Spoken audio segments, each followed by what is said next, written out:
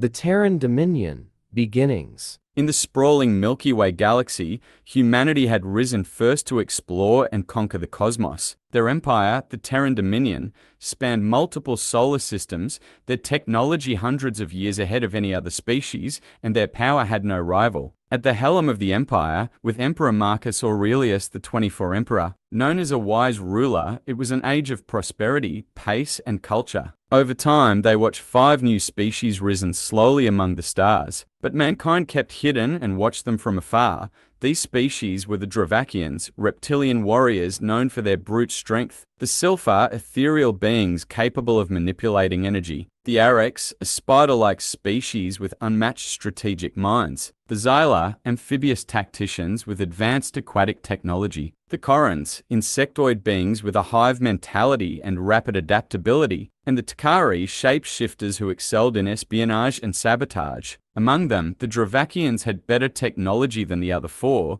so they expended faster and were the first to reach one colony of Terran Dominion. By mistake, yes, a mistake that will haunt them and the entire galaxy for generations to come. On Dravak Prime, the capital city of Zargath stood as a testament to the Drakvian strength and architectural prowess. Towering spires and massive fortresses made of black stone and steel rose from the ground, each structure adorned with the trophies of past victories. The Drakvians had always been a race that respected power and might, and their architecture reflected this ethos. In the heart of Zargath lay the Conclave of Scales, the central seat of Drakvian governance. The conclave was a vast, circular arena surrounded by tiered seating where the most powerful Drakvians convened to discuss matters of state, war, and honor. At the center of the conclave stood the High Warlord Therakvarn, a towering figure clad in intricately crafted armor that bore the marks of numerous battles. His scales were a deep crimson, signifying his noble lineage and countless victories. Therak's eyes, a piercing yellow, scanned the gathered leaders with a mix of authority and expectation. To his right was Skarneth, the chief tactician, known for his brilliant mind and strategic acumen. Unlike many Drakvians, Skarneth's scales were a muted green, a mark of his intellect rather than physical prowess. He was responsible for devising the battle plans that had brought Dravak Prime many victories against both internal and external threats. On Therak's left was Zarana, the War Priestess. Clad in ceremonial armor, her scales shimmered with an iridescent hue, reflecting her role as both a spiritual leader and a warrior. Zarana's role was to ensure that the Drakvians remained true to their warrior's code, and that their battles were fought with honor. As the leaders took their places, the arena filled with the murmurs of anticipation. The Conclave of Scales was not just a council, it was a spectacle where decisions were often punctuated with displays of strength and combat prowess. Today's gathering was of particular importance,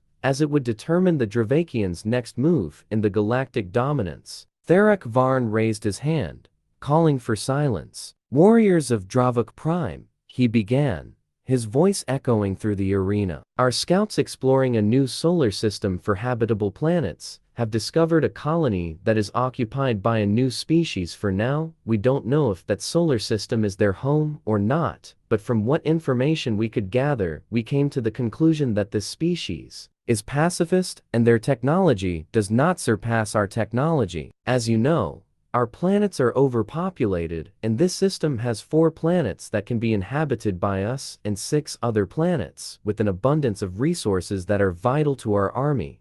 Today, we gathered here to make a decision on how to proceed to take that system. Skarneth stepped forward, his sharp mind already at work. High Warlord, since it is just a small colony, we should strike fast and hard. Not only that, we have to take a strong fleet to demonstrate our power. We should conquer the system quickly and leave one of our fleet there. We should conquer the system quickly and leave one of our flotillas there as a fear factor. It will help us in the future in negotiations, or even as a vanguard to conquer their home planet if necessary. The arena buzzed with approval. The Drakvians respected direct action, and Skarneth's plan resonated with their warrior ethos. One of the leaders stood up and asked, "Don't you think we are moving too fast? We should examine the situation better before making such an important decision." His name was Goru. Zarana, the War Priestess, raised her voice, Leader Goru, I understand that you are worried about certain aspects, but you also know our traditions, and not to mention that we have not met anyone who could face us. Let us not forget our honor. We must face our enemies head-on and show them the true might of Dravak Prime. Our warriors must be prepared to fight not only with strength, but with the spirit of our ancestors. Harak Varn nodded, considering the words of his advisors. We will combine our strengths, he declared. Skarneth, prepare the tactical plans for the strikes on the colony. Zorana, rally our warriors and prepare them for the battles to come. We will strike swiftly and decisively. The leaders of the conclave pounded their chests in unison, sign of agreement and solidarity. The Drakvians were ready to unleash their might upon this new solar system. The Terran Dominion, Beginnings. Chapter 2. The Siege of Varnus IV. Varnus IV was the first colony that was posted in that solar system, and it was young. Only 5 years old. Most of the people were workers, researchers, and military personnel for protection. In total, there were only 100,000 people. As for the defense, it was non-existent.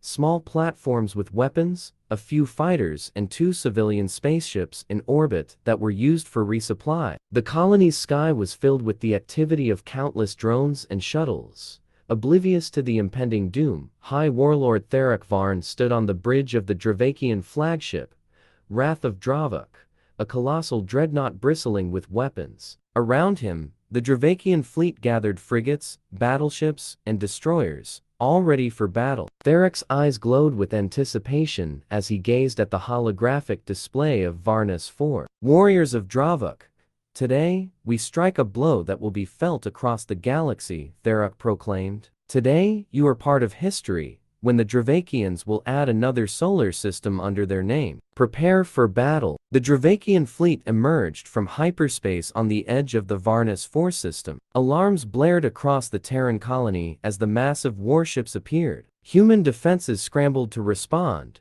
but the speed and coordination of the Drakvian attack caught them off guard. The Wrath of Dravak led the charge, its massive railguns firing kinetic projectiles that ripped through the outer defenses. Following closely were the destroyers, Fang of Zargath and Stormclaw, which unleashed volleys of plasma torpedoes, targeting key installations and defensive platforms. Frigates like Shadowstrike and Viperfang darted between the larger ships, their rapid-fire cannons and point defense systems, engaging Terran fighter squadrons. The sky above Varnus IV became a chaotic dance of laser fire and explosions. Above the planet, the Wrath of Dravak targeted the shipyards, launching devastating strikes that sent debris raining down onto the colony below. Skarneth, the chief tactician, monitored the battle from his command station, issuing orders with precision. With the space battle tipping in favor of the Drakvians, Therak Varn gave the order to commence the ground invasion. Dropships, heavily armored and bristling with weapons, descended from the Drakvian ships, piercing the atmosphere of Varnus IV. Zorana, the war priestess, led the ground forces, her voice echoing through the coms as she inspired her warriors. Drakvians, today, we fight not just for glory, but for the future of our people. Show no mercy and take this world for Dravak. The Drakvian dropships landed amidst the industrial sectors of the colony, deploying wave after wave of reptilian warriors. Equipped with plasma rifles and energy blades, the Drakvians moved with brutal efficiency, cutting down Terran defenders who tried to hold their ground. Drakvian forces stormed through the streets, their heavy armor and relentless assault overwhelming the human defenders. Terran soldiers, though well-trained, were no match for the sheer ferocity and physical strength of the Drakvian warriors. As the battle reached its peak, Zorana led a charge towards the central command center of New Haven. Her energy blade carved through the human ranks, her warriors following her with unwavering loyalty. The command center was heavily fortified, but the Drakvians pressed on, their determination unyielding. Inside the command center, General Varen coordinated the defense. Hold them off as long as you can. We need to evacuate the civilians and secure our data, and send a SOS message, he ordered. Several soldiers answered with a yes, sir. The Drakvians breached the perimeter, and the final showdown began. Zorana confronted General Varen, their eyes locking in a moment of mutual respect and recognition of the warrior spirit. But at the same time, General Varen takes out a plasma gun and starts shooting. The same goes for the other soldiers. All the soldiers fall down, shot with the general, but not before wounding the princess. The battle for Varnus IV was brutal and costly, and the colony, now under Drakvian control, became a symbol of their might and a rallying point for their continued campaign. The Drakvians had won this battle, but the war for the galaxy was far from over. The siege of Varnus IV would be remembered as the biggest mistake the Drakvians could make, and the day an ancient monster was awakened, full of rage. From the command center, Priestess Zarana emerged, her armor battered and a deep gash running across her left side, a testament to the ferocity of the combat she had endured. Despite her injuries, her posture remained defiant and proud. Therak approached her, his expression hardening as he saw her condition. "Zarana," Therak's voice rumbled, a mix of concern and respect. "You fought with the spirit of our ancestors, but you are wounded. You should seek medical attention immediately." Zarana shook her head, wincing slightly from the pain. "The wounds will heal, High Warlord. What matters is that we secured victory for Dravik Prime." Zarana took a deep breath, her eyes meeting Therak's with a fierce determination. "I will rest when our enemies are vanquished, Therak. This species, from what I have seen, are resilient. They will regroup and retaliate. We must be ready to face them with everything we have." Multiple ships began to spread in the solar system to ensure safety and show that this is their domain. But at the same time, somewhere in the void, a red SOS button began to glow in the situation station in the Admiralty in Sector 30.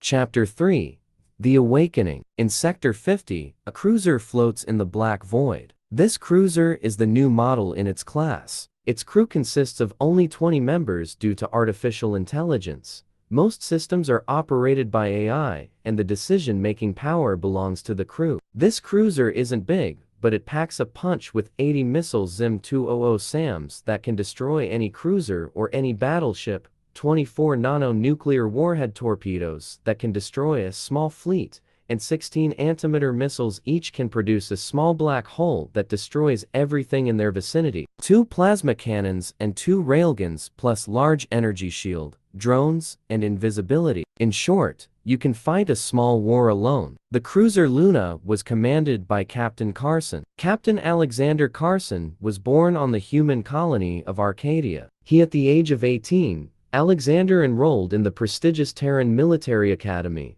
one of the most competitive and rigorous institutions in the Terran Dominion, and he graduated at the top of his class, earning accolades for his exceptional strategic acumen and combat skills. Upon graduation, Alexander was assigned to various frontier outposts where he gained invaluable field experience. His first major command was on the frigate Ironclad, where he demonstrated an uncanny ability to adapt to rapidly changing battlefield conditions. His decisive actions during a skirmish with a rogue band of pirates earned him commendations and a promotion to captain at the young age of 28, and the right to be the captain of the cruiser Luna. At this moment, Captain Carson is sleeping in his cabin, when he is awakened by a voice. "Captain Carson, Captain Carson." It was AI Benji's voice. "What is it, Benji?" asked Captain Carson. "I received an urgent message from the Admiralty. You should go quickly to the command deck." Once he arrived on the command deck, Captain Carson was met by a monitor in which an admiral was visibly irritated. "Captain Carson, we have received an urgent distress message. The Varnus IV colony is under attack by an unknown species. You are the closest ship, and your orders are for the Luna cruiser to move immediately to intercept. Once you arrive, assert the situation and try to obtain information. And if they attack me? If they attack, you have the right to retaliate. If they are strong like us, try to buy as much time as possible.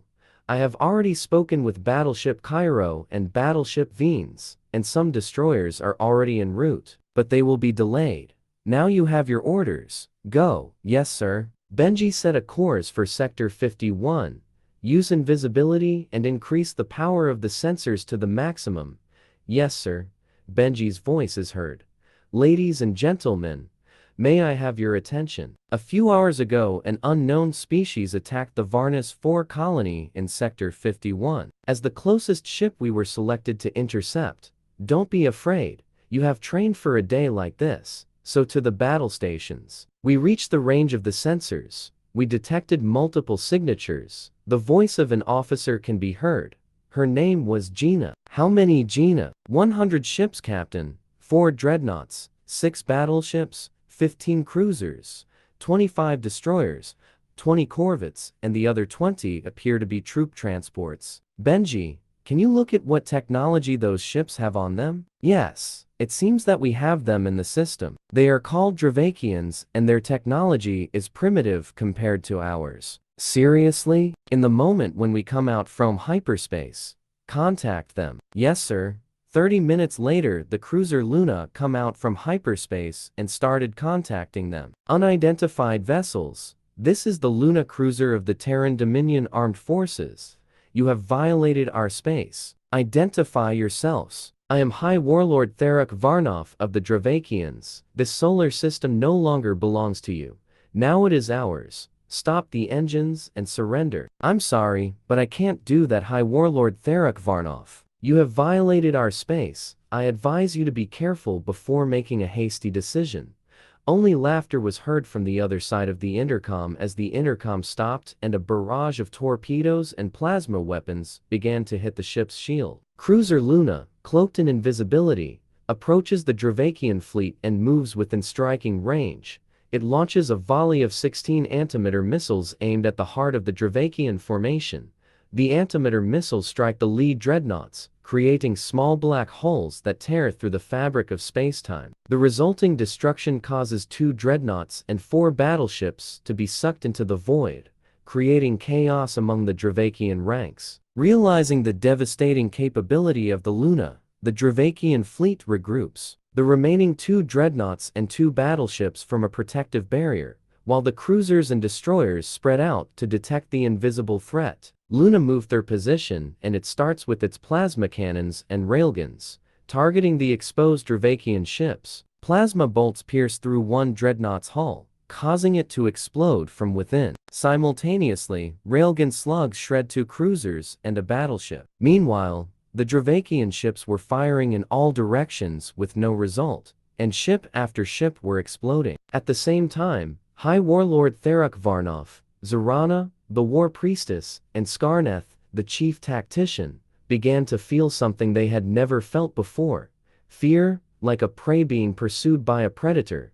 They have never seen such overwhelming power in their lives. Switching tactics, the Luna releases a swarm of support drones. These drones provide targeting data for the next wave of attacks. Luna then fires 24 nano-nuclear warhead torpedoes, aimed at the cluster of Drakvian destroyers and corvettes. The torpedoes detonate among the tightly packed ships, annihilating a significant portion of the fleet. The explosion chain reacts through the corvettes, leaving only scattered debris in its wake. On board of Luna, Captain, we have run out of heavy ammunition. What should we do? Before Captain Carson had a chance to answer, 10 dispersions in space appeared, and from the black void 2 battleships, 2 cruisers, and 4 destroyers appeared, guns blazing, turning that solar system into a concert of death, but at the same time beautiful. Those ships were the battleships Cairo and Venus, accompanied by the cruisers Thor and Loki, and the 4 bloodthirsty destroyers Revenge, the Black Knight, the Blue Wolf, and the Viking, unleashing hell on everything that moves. Didn't take long for only one ship to remain. That ship was the Drakvian flagship, Wrath of Dravukthi. They were lucky because they were behind the fleet, and taking the chance like a dying man would catch the god by the leg, they warp in space. With the end of the battle, cheers could be heard from the cruiser Luna. It was their first real battle, and they behaved perfectly. Okay, people, calm down. We have to secure the sector until we receive new orders, the captain's voice is heard. In the aftermath, the battlefield is littered with the wreckage of the Drakvian fleet, and with tens of thousands of soldiers stranded on the planet. Cruiser Luna, though strained from the immense energy output and slight damage to its cloak, stands victorious. The lone cruiser has successfully, almost alone, defeated a vastly superior fleet through superior firepower, tactical ingenuity, and advanced technology. Zeta Prime remains under the control of cruiser Luna and the rest, a testament to their unmatched capabilities in space warfare. The Terran Dominion. Beginnings. Chapter 4. The Aftermath. The once bustling colony of Varnus IV lay in ruins, a stark reminder of the ferocity of the Drakvian assault and the overwhelming power of the Terran response. Smoke billowed from the remains of shattered buildings, and the ground was littered with debris from both sides. The sky, once filled with the activity of drones and shuttles, was now eerily silent, save for the distant hum of repair crews and medical teams attending to the wounded. High above the planet, the Terran fleet maintained a vigilant orbit, ensuring no Drakvian reinforcements could threaten their newly reasserted control. The battleships Cairo and Venus, along with their supporting ships, had formed a protective perimeter around the planet, their weapon systems primed for any potential threats. On board the cruiser Luna, Captain Alexander Carson stood on the bridge of the Luna, his eyes scanning the holographic display that depicted the aftermath of the battle. His crew was busy at their stations, analyzing data and preparing reports. The atmosphere was a mix of relief and somber reflection. They had achieved a decisive victory, but the cost had been high. Benji, status report, Carson ordered, his voice steady. Shields are recharging, Captain. Hull integrity at 85%. We have minor damage to the cloaking system, but it's repairable. Benji's voice responded, calm and efficient as always. Carson nodded, turning his attention to the communications officer. Open a channel to Admiral Kraus, in the command center of the Wrath of Dravuk. On board the Drakvian flagship, the Wrath of Dravuk, the mood was starkly different. High Warlord Tharuk, Varn, Zarana, the War Priestess, and Skarneth the Chief Tactician stood in the command center, their expressions grim. The battle had been a catastrophic defeat, one that would have far-reaching consequences for their people. Tharuk's voice was a low growl as he addressed his advisors. We underestimated them, their technology, their tactics. We were outmatched. Zarana, still nursing her wounds, spoke with a fierce determination. This is not the end. We must regroup, learn from this encounter, and prepare for the next conflict. The spirit of our ancestors will guide us. Skarneth, his strategic mind already formulating plans, added, we need to reassess our approach. Direct confrontation may not be the best strategy. We must find other ways to weaken them, exploit their weaknesses. Aboard the Terran flagship, Cairo, Admiral Kraus appeared on the holoscreen, his stern face softened by a rare smile of approval. Captain Carson, excellent work. Your quick thinking and tactical prowess saved countless lives and secured our position in this sector. Thank you, Admiral, Carson replied. We were lucky to catch them off guard. However, I believe this is just the beginning. The Drakvians will not take this defeat lightly. Kraus nodded. Agreed. We will fortify our positions and prepare for their retaliation. In the meantime, we need to assist the colony and ensure the safety of our people. Your orders are to return to Sector 30 for repairs and resupply.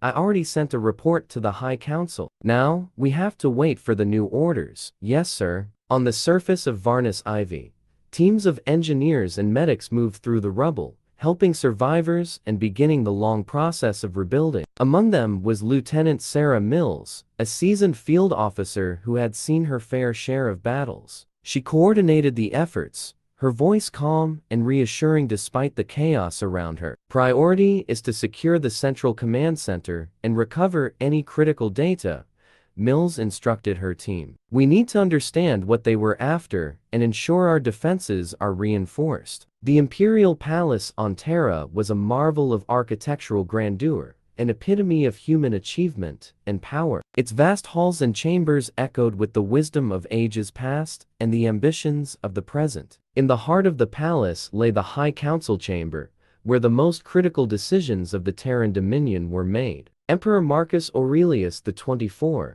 known for his wisdom and just rule, sat on the elevated throne at the head of the chamber. Clad in regal robes, his presence commanded respect and reverence. Around the grand circular table sat the members of the High Council, representatives from the most influential houses of the Dominion. Among them were the 5 most powerful ducal houses: House Valerius, House Tiberius, House Corvinus, House Drusus, and House Quintus. Each house had a storied history and wielded considerable power within the empire. Marcus Aurelius the 24th spoke. Honored members of the High Council, we are gathered here to discuss the recent developments in Sector 51 and the implications for our dominion. The Drakvian incursion on Varnus IV has revealed a new threat. We must decide our course of action. Dux Valerius, leaning forward, his expression serious. Your Majesty, the Drakvian threat cannot be underestimated. Their attack on Varnus IV was audacious and brutal. We must respond with decisive force to ensure they understand the might of the Terran Dominion. Dux Corvinus, with a thoughtful look, while a show of force is necessary, we must also consider the long-term strategy. Marcus Aurelius 24 adding, your points are well taken,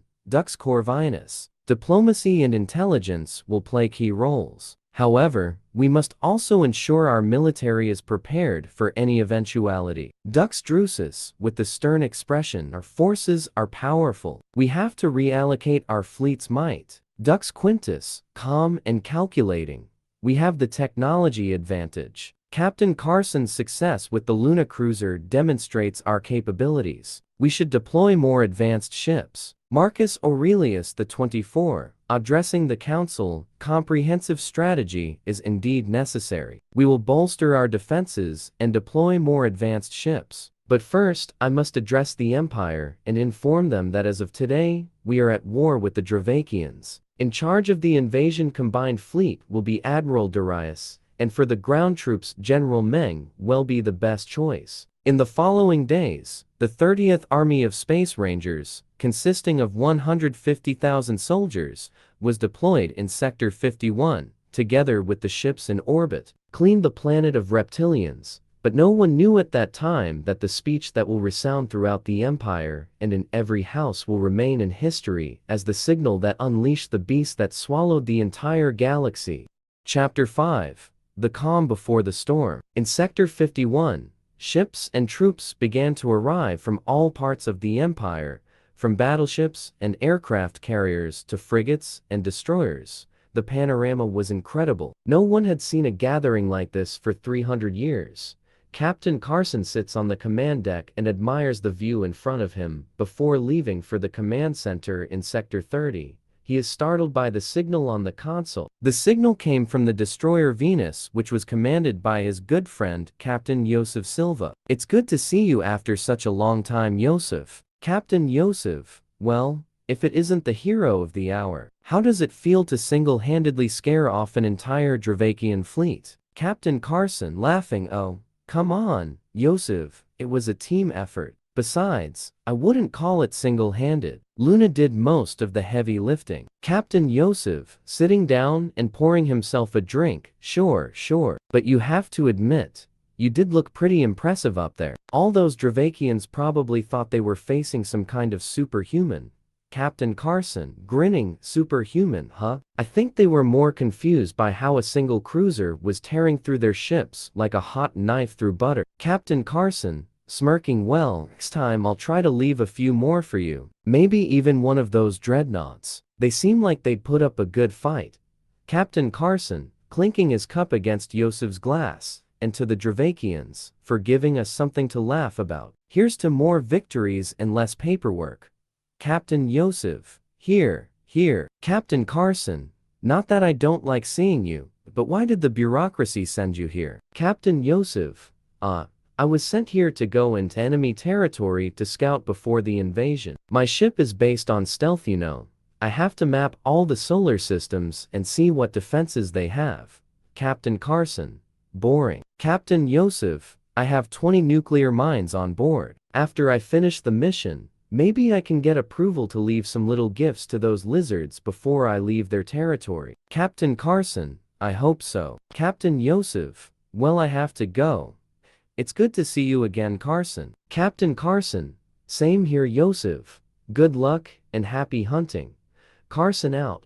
With that, the two ships each left for their destinations. On board the destroyer Venus, Do we have our coordinates? Clara the AI answered. Yes, Captain, I have already entered them. Let's go then. Captain Yosef stood on the bridge of the Venus, a sleek, stealth destroyer designed to slip through enemy lines unnoticed. The mission at hand was critical: to infiltrate enemy territory, comprising 5 solar systems, and gather vital intelligence on their defensive systems, planetary layouts, and habitability. The success of future operations depended heavily on the data they would retrieve. All right, team, we're about to enter hostile space. Our primary objectives are to map the defensive systems, chart the solar system layouts, and identify habitable planets. Stealth is our key advantage here. Any questions? Lieutenant Mara: None, sir. All systems are green, and the cloak is fully operational.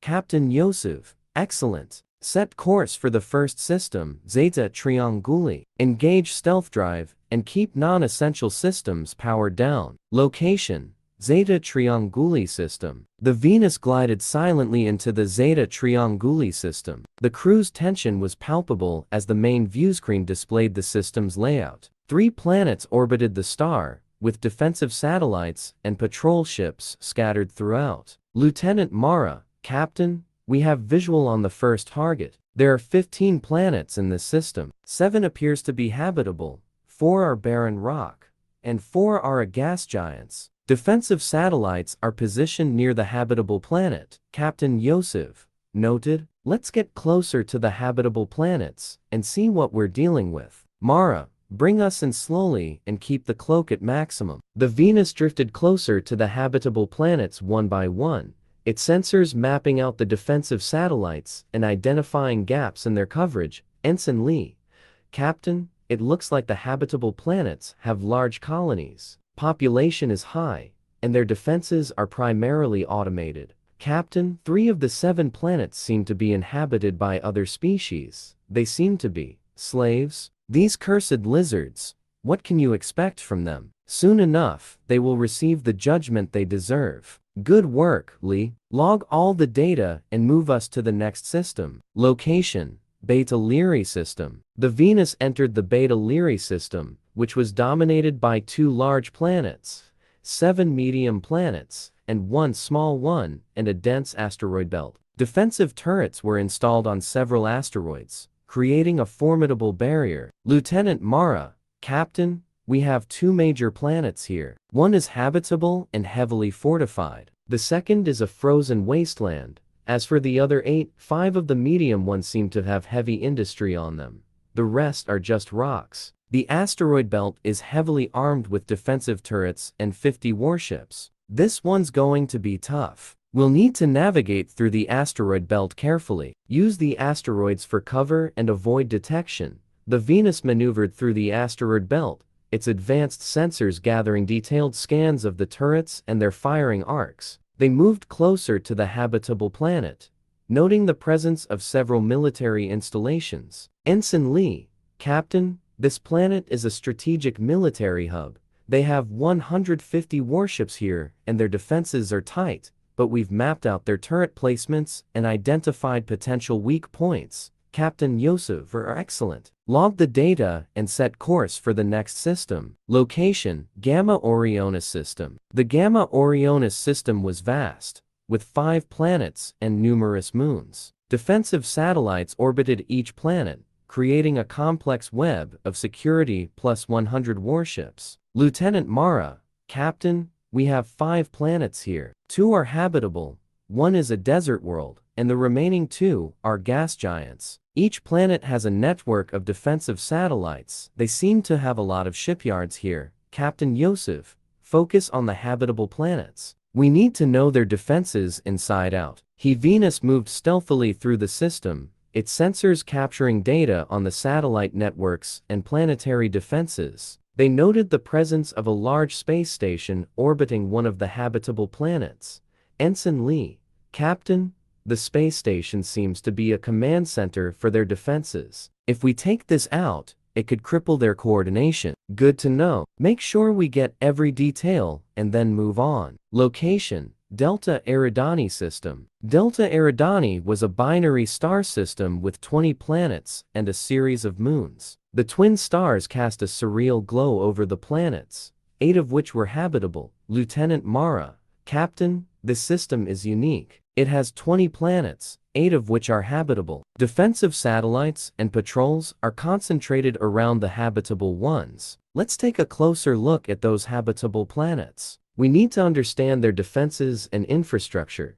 The Venus crept closer, its sensors dissecting the layout of the defensive networks. They identified key military outposts, 100 warships, and noted the presence of a significant civilian population on one of the planets. Ensign Lee, Captain, this planet has a large civilian population. Their defenses are a mix of military and civilian structures. Log everything. We need a complete picture. Location, HFY Reticuli system. The final system, HFY Reticuli, had 4 planets, 3 of which were habitable. The system was heavily militarized, with warships patrolling regularly. Lieutenant Mara, Captain, we have 4 planets here, 3 habitable.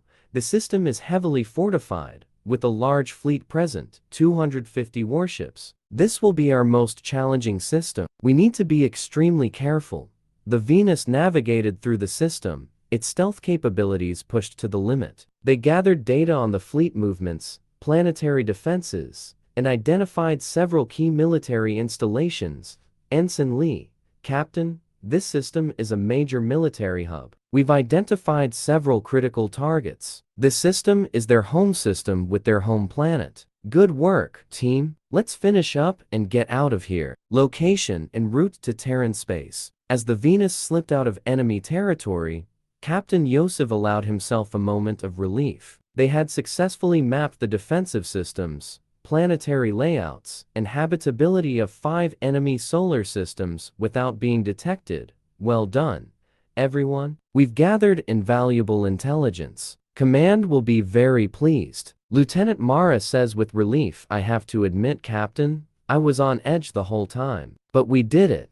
Ensign Lee, smiling, agreed. Let's just hope Captain Carson doesn't expect us to top this mission. Captain Yosef, laughing, Carson can wait. For now, let's get this data back to command. In Sector 51, a multitude of warships are gathered, from dreadnoughts, aircraft carriers to frigates and troop carriers. On board the flagship, Invincible, a powerful and colossal dreadnought, Admiral Darius and General Meng, they were finishing up the invasion plans. General Meng, how much time do we have until we leave? Admiral Darius, not much, but we have to wait a little longer. Why? Asked General Meng. Admiral Darius spoke with a serious voice. There are still a few warships that have to come, and we received word from the higher-ups that they are sending us a surprise, something that will shock even us. General Meng, with a look of surprise on his face, Chapter 6. The invasion begins. Emperor Marcus Aurelius stood on the grand podium of the imperial palace, his figure bathed in the golden light of the setting sun. His regal armor gleamed, reflecting the aura of an indomitable leader. Before him, a vast assembly of senators, generals, and the whole empire that looked at the transmission. Citizens of the empire, loyal senators, and valiant warriors, today, we stand on the precipice of a momentous decision. The Drakvians have razed one of our city, and they invaded one of our solar systems, slain our kin, and sought to break our spirit. But hear me now, for their actions have kindled within us a fire that will not be extinguished until justice is wrought. Long have we been known for our wisdom, our philosophy, and our pursuit of peace. Yet, there are times when even the most noble of hearts must embrace the mantle of the avenger. We shall be their reckoning, the force that will undo their hubris and bring them to their knees. Let the Drakvians know that every drop of human blood spilled shall be avenged 1,000-fold. We shall march to their lands, not as mere conquerors, but as harbingers of destruction. Our soldiers will descend upon them with the fury of a tempest, and our weapons shall sing the song of retribution. Onward, to victory and vengeance. Let the Drakvians tremble, for the wrath of the empire is upon them. With those final words, the assembly's roar echoed through the halls, a resounding declaration of their resolve. somewhere in hyperspace, an armada of 120 ships that contained 4 dreadnoughts, 6 aircraft carriers, 10 battleships, 30 cruisers, 30 destroyers, 20 corvettes and 20 troop carriers were floating towards their destination, which was the Zeta Trianguli system. This armada was the 30th Fleet under the command of Admiral Darius, where at this moment they were listening to the voice of Emperor Marcus Aurelius that resounded in all the speakers in the entire fleet. His speech instilled in everyone the desire for revenge, anger, and thirst for blood. On board the flagship, Vengeance, Admiral Darius sat thoughtfully in his chair. I was born into a family with a long lineage of military service.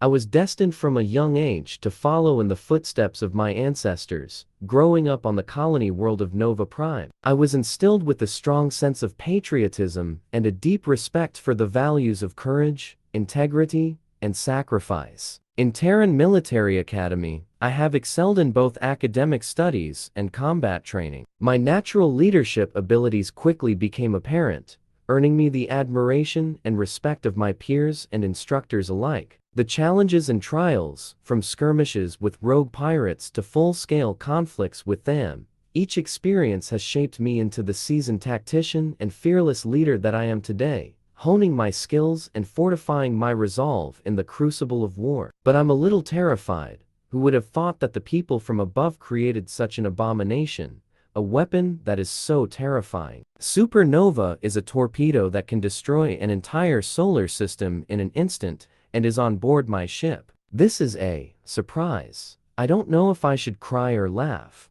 but that doesn't matter now. Finally, the time has come to put my skills to work. With that, Admiral Darius gets up from his chair and looks at his monitor. How much time do we have until we get out of hyperspace, Lieutenant Sarah? 20 minutes, sir. We have already started to detect Drakvian ships, sir. How many ships are in the system? 250, sir. At that moment, the Admiral puts his hand on the intercom and announces, "Everyone at the battle stations, we are dealing with 250 enemy ships. Once we get out of hyperspace, get in formation and open fire.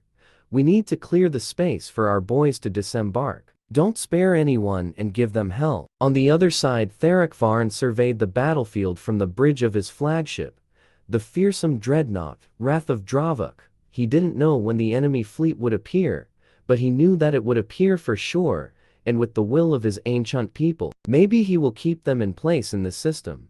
Suddenly, one by one, the Terran ships began to emerge from hyperspace. The vast expanse of space trembled with the thunderous roar of engines as the two opposing fleets converged upon one another, their intentions clear and their resolve unwavering. On one side, the proud vessels of the Terran Dominion, each ship a gleaming bastion of human ingenuity and strength. On the other, the formidable armada of the Drakvians, their reptilian warships bristling with deadly weapons and fierce warriors. As the distance between the two fleets closed, Admiral Darius stood upon the bridge of his flagship, the mighty dreadnought, invincible, his gaze fixed upon the approaching enemy. Beside him, General Meng barked orders to the crew, his voice echoing with authority and determination. The human fleet sprang into action, each vessel moving with practiced precision as they formed a formidable defensive line. The dreadnoughts took up positions at the center of the formation,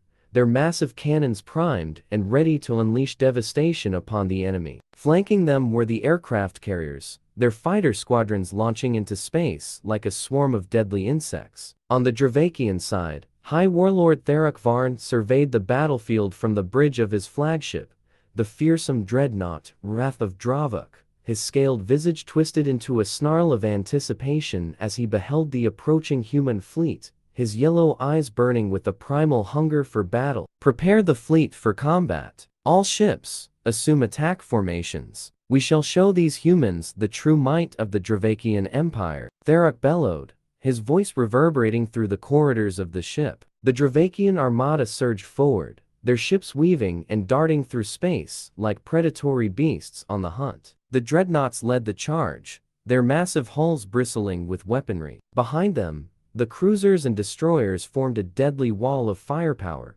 while the corvettes flanked the enemy, ready to strike from the shadows. As the two fleets clashed, A storm of energy and fire erupted across the void, illuminating the darkness of space with bursts of light and explosions. The human ships unleashed a barrage of missiles and plasma fire, while the Drakvians responded in kind with volleys of energy blasts and kinetic projectiles. In the midst of the chaos, the dreadnoughts of both sides locked horns in a brutal exchange of firepower, their massive cannons unleashing devastation upon one another. The Invincible weathered the storm, its shields holding firm against the onslaught of Drakvian fire. Meanwhile, the aircraft carriers launched wave after wave of fighters and bombers, their sleek forms streaking through space like shooting stars as they engaged the enemy ships with precision and skill. The Drakvian corvettes attempted to intercept them, but the human pilots proved too agile and elusive,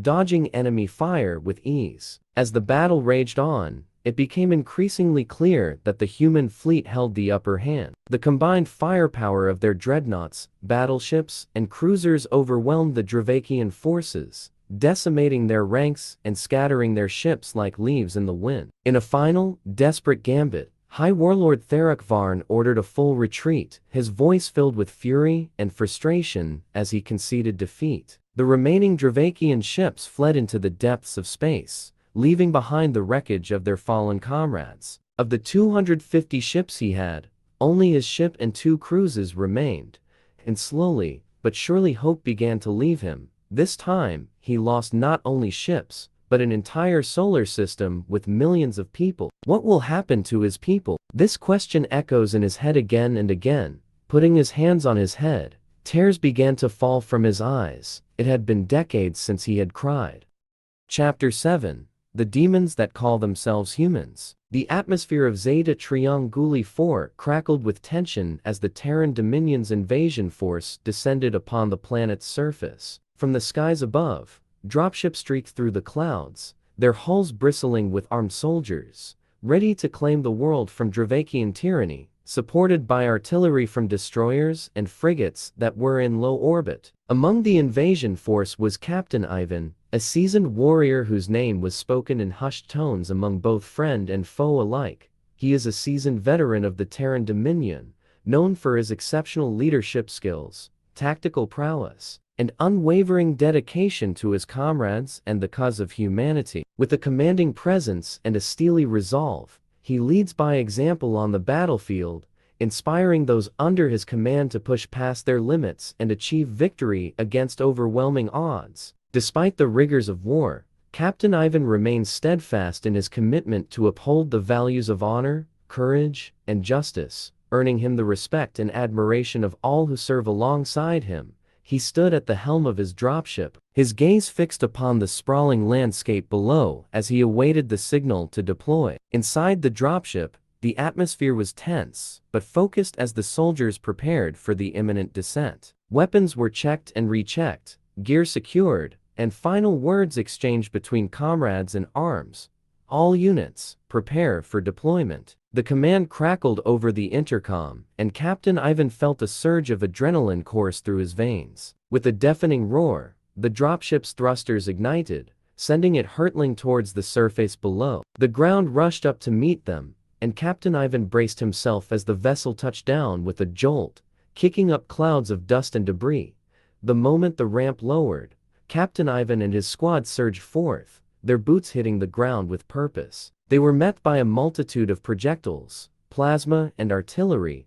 Around them, the landscape stretched out in all directions, a mix of rugged terrain and sprawling settlements. Captain Ivan rallied his troops with a resounding cry. With weapons raised and hearts filled with resolve, they charged forward, their boots pounding against the earth as they advanced towards the enemy positions. The battle raged on with ferocity unmatched, the air thick with the acrid scent of gunpowder and the deafening roar of explosions. Captain Ivan led his troops with unwavering resolve, his voice ringing out above the din as he directed their movements with precision and skill. Their mission was clear: to establish a foothold on Zeta Trianguli 4 and destroy the Drakvian occupiers by any means necessary. As they advanced, they encountered pockets of resistance from entrenched Drakvian forces. But Captain Ivan and his soldiers were relentless. He saw how his soldiers fell.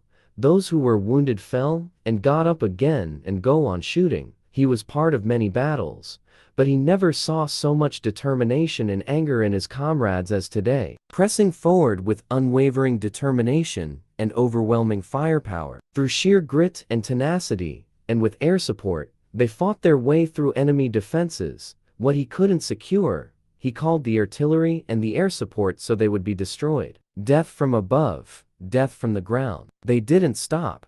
They had to, securing key strategic locations and paved the way for the larger invasion force to follow. More and more troops landed on the planet, unleashing destruction and bloodbaths, advancing more and more into the heart of the continents. The Drakvian fought bravely, trying to repel every assault, but it was in vain. Those who could no longer fight committed suicide, because it was a shame in their culture to be taken as a prisoner. And those who could fought to the last man. For a month the invasion continued. The planets began to fall one by one into the hands of the Terran Dominion. Zeta Trianguli system became in history as the graveyard of Drakvians. Among the 7 habitable planets lived 25 billion Drakvians, now almost extinct. From all these bad things, good things, it appeared, the 3 races that were in slavery, under the Drakvian whip, were now free, and that brought a new life for them. Aboard the flagship Vengeance,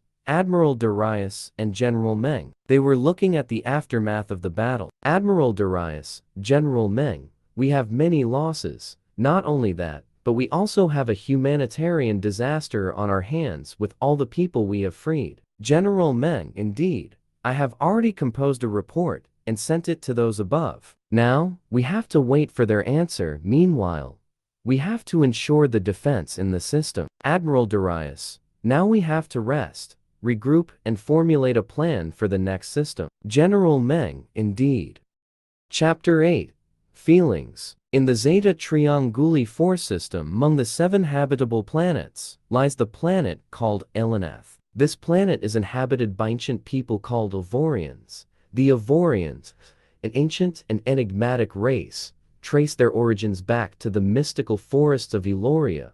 They were once guardians of the planet's natural balance, living in harmony with the flora and fauna that surrounded them. For millennia, the Ivorians lived in an era known as the Age of Serenity. During this time, they developed a profound connection with nature and magic, mastering the arcane arts and becoming unparalleled healers and sages. As time progressed, the Ivorians entered an industrial age, marked by rapid technological advancement and the precipice of space exploration. The Ivorians were on the verge of launching their first interstellar vessels. Their ambition was fueled by a desire to explore the cosmos, discover new worlds, and establish peaceful relations with other races. The future seemed bright as they prepared to take their first steps beyond their home planet. However, their dreams were shattered by the arrival of the Drakvians, a ruthless and warlike species. The Drakvians, driven by their insatiable thirst for conquest, invaded Elanath with overwhelming force. Despite the Ivorians' advanced technology and magical prowess,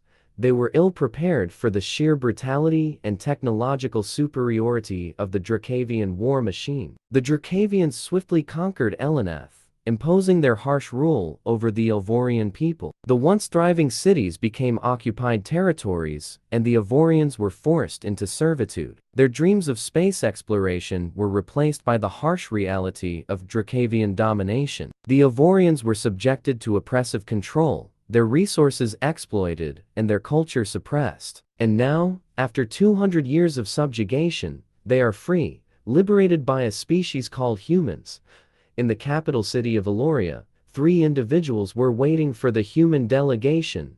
These were taller than humans. They possess slender, agile bodies that seem almost weightless. Their skin varies in shades of pale green to deep emerald, reflecting their connection to nature. Ivorians have striking, almond-shaped eyes that shimmer with hues of gold, silver, or violet, giving them an otherworldly appearance. Their hair, ranging from silvery white to deep forest green, often cascades down their backs like flowing waterfall. At the same time on Dravuk Prime, the capital city of Zargath and the temple of worship, Zarana, The war priestess sat in a dark room in silence.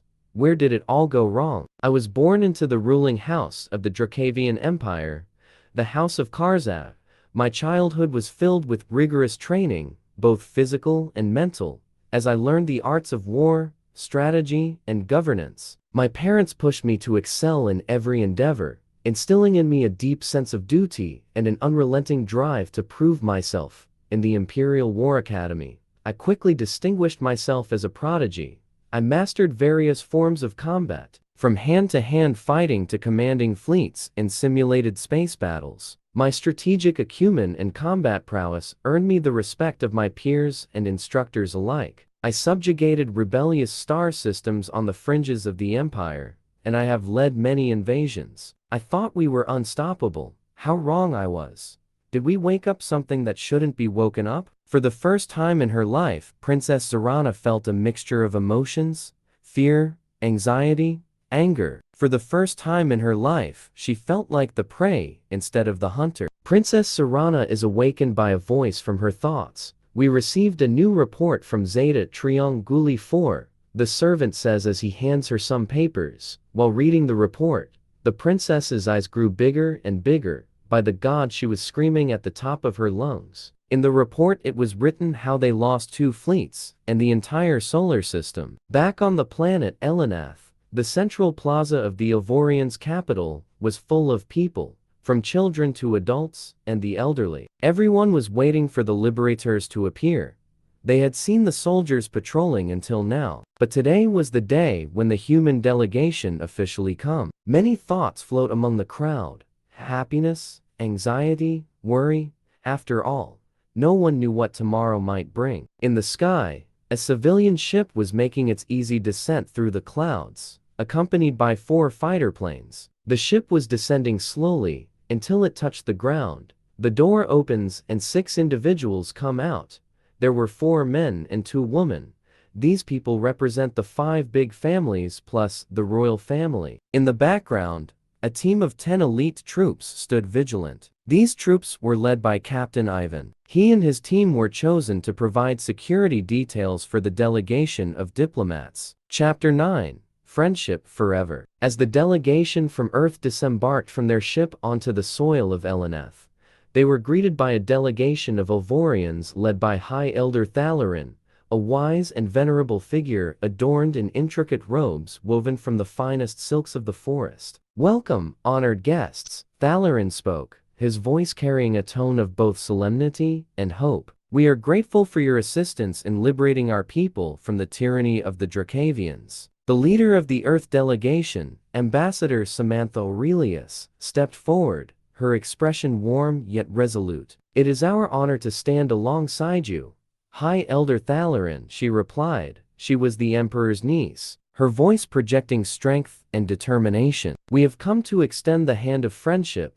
and to offer our support as you rebuild your society." Thalarin bowed his head in gratitude. "Your offer is most generous, Ambassador Aurelius," he said. "But before we proceed with formal negotiations, I must ask that you join us in a ritual of friendship. It is a tradition among our people to share a ceremonial meal as a symbol of trust and camaraderie." Ambassador Aurelius nodded, understanding the importance of such a gesture. "We would be honored to partake in your ritual, High Elder Thalarin," she replied. After the meal, the 2 delegations retired to the council hall to be able to start the diplomatic discussions. As Captain Ivan stood uncertain amidst the bustling council hall, his eyes fell upon a figure striding purposefully towards him. Clad in sleek Ivorian armor adorned with intricate engravings depicting the ancient symbols of their people, the woman exuded an aura of authority and strength. "Aaron," she introduced herself, her voice firm yet welcoming. "Head of security for the Elanath Council. I understand you're one of the humans who aided in our liberation."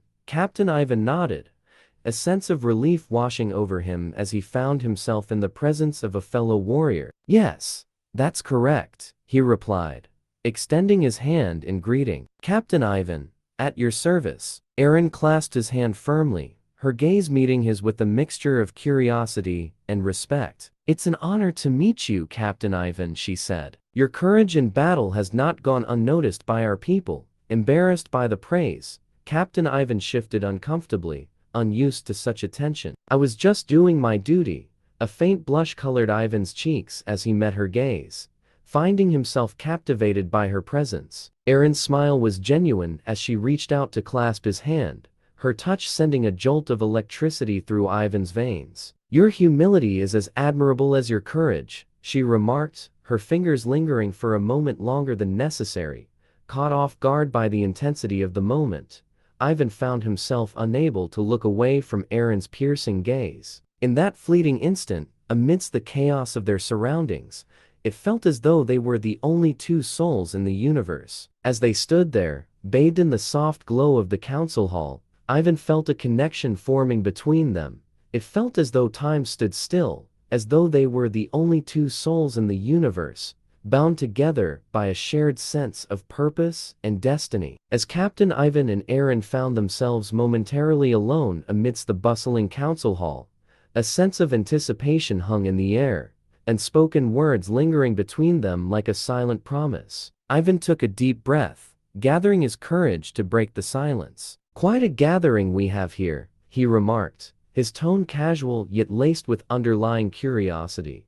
Erin turned to him, a smile tugging at the corners of her lips as she met his gaze. "Indeed," she replied, her voice soft yet filled with warmth. "It's not every day we welcome heroes from another world." Ivan chuckled softly, a nervous energy coursing through him as he searched for the right words. "I suppose not," he admitted, his eyes flickering with a mixture of admiration and uncertainty. "But I must admit, it's not every day I find myself standing next to someone as remarkable as you." Erin's cheeks flushed with a subtle blush, her gaze softening as she met Ivan's earnest expression. "You flatter me, Captain," she replied, a hint of playful banter in her voice. "But I assure you, the feeling is mutual." Ivan felt a surge of relief wash over him at her response, the tension easing from his shoulders as he allowed himself to relax in her presence. "I'm glad to hear that," he admitted, a smile playing at the corners of his lips. "It's not often I meet someone who can match my wit and courage on the battlefield." Erin's laughter filled the space between them, a melodic sound that seemed to chase away the shadows of doubt and fear. "I'll take that as a compliment," she replied, her eyes sparkling with genuine amusement. "Though I must say, you certainly know how to hold your own out there." As they continued the conversation, time passed without one of them noticing, and the two delegates come out. The discussions continued like this for a whole week, and the two became closer and closer, but like everything, all good things come to an end.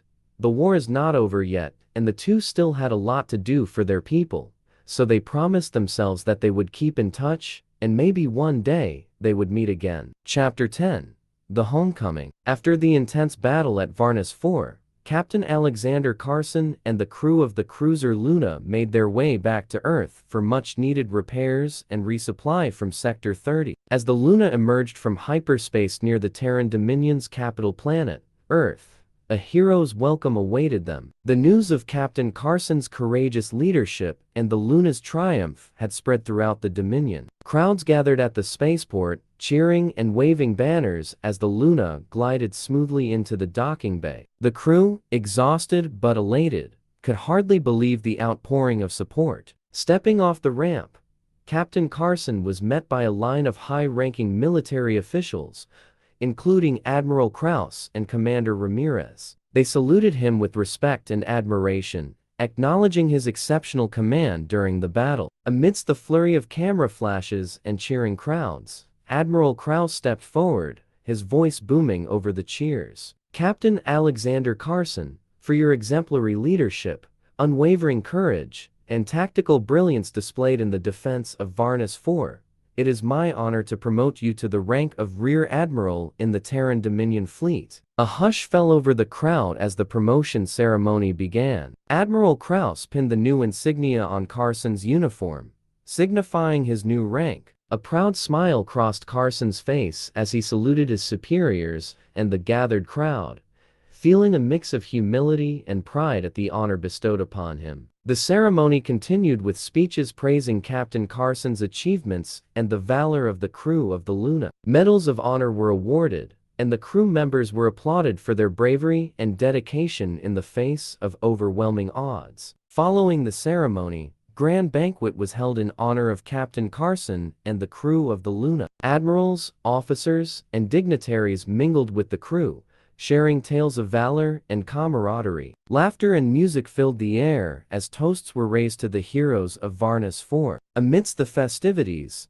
Admiral Krause approached Captain Carson with a solemn expression. "Rear Admiral Carson, I have one final announcement to make. In recognition of your exceptional leadership and strategic prowess, you have been granted the right to command the formidable battleship Montana, one of the finest vessels in our fleet." Carson's eyes widened in surprise and gratitude at the honor bestowed upon him. The battleship Montana was a symbol of power and authority, entrusted only to the most skilled and respected commanders in the Dominion. He knew that with this new command came great responsibility, but he was ready to face the challenges ahead with determination and resolve. As the celebration continued late into the night, Captain Carson reflected on the journey that had brought him to this moment. A photo comes to his mind with his wife and his 5-year-old son. The last time he spoke to them was before he left Sector 30. "Oh, Laura," he sighed. "I miss you both so much already. I thought it would get easier each time I shipped out, but it never does. Leaving you and Jack, it's the hardest thing I ever have to do."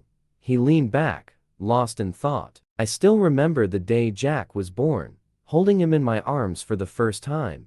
He was so tiny, so perfect. I promised him I'd always keep him safe. And now, he's already 5 years old, growing up so fast." Carson smiled wistfully, remembering a recent vid call. "He looks so proud, showing me the spaceship model he built. 'I made it just like your ship, Daddy,' he told me." Could hardly keep from crying, seeing how much he looks up to me. "He's the spitting image of me at that age," Laura always says, with the same twinkle in his eye. His expression turned somber.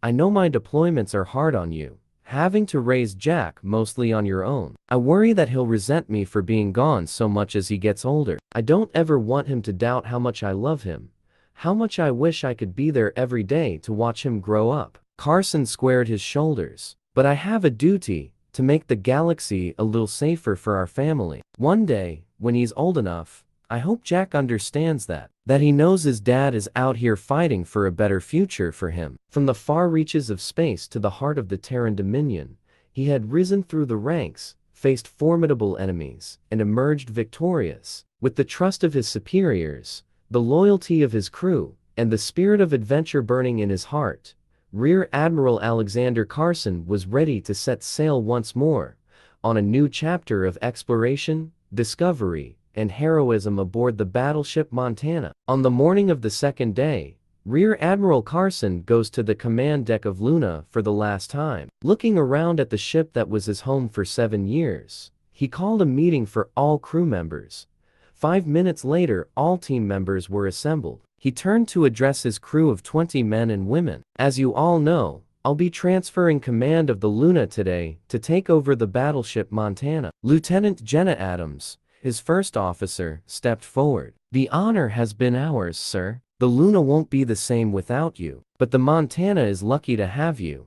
"Thank you, Lieutenant. I have full faith in your ability to command the Luna going forward." He paused, emotion tinging his voice. "I'll miss this ship and crew tremendously. We've been through a lot together." Ensign David Zhu piped up from the helm. "Remember when we got caught in that Eon storm in the Antares sector, Captain? I thought we were goners for sure, but you got us through it." Captain Carson chuckled. "I seem to recall you pulling off some fancy flying that day too, Ensign." "It was a team effort, like always," Chief Engineer Miles O'Brien called out from the back. "Don't forget about the time we had to MacGyver those engine repairs with scrap metal and duct tape to get the Luna moving again." Laughter rippled through the bridge. They spent the next few minutes swapping favorite memories. Finally, Captain Carson raised a hand. "All right, that's enough reminiscing. The Montana is waiting for me."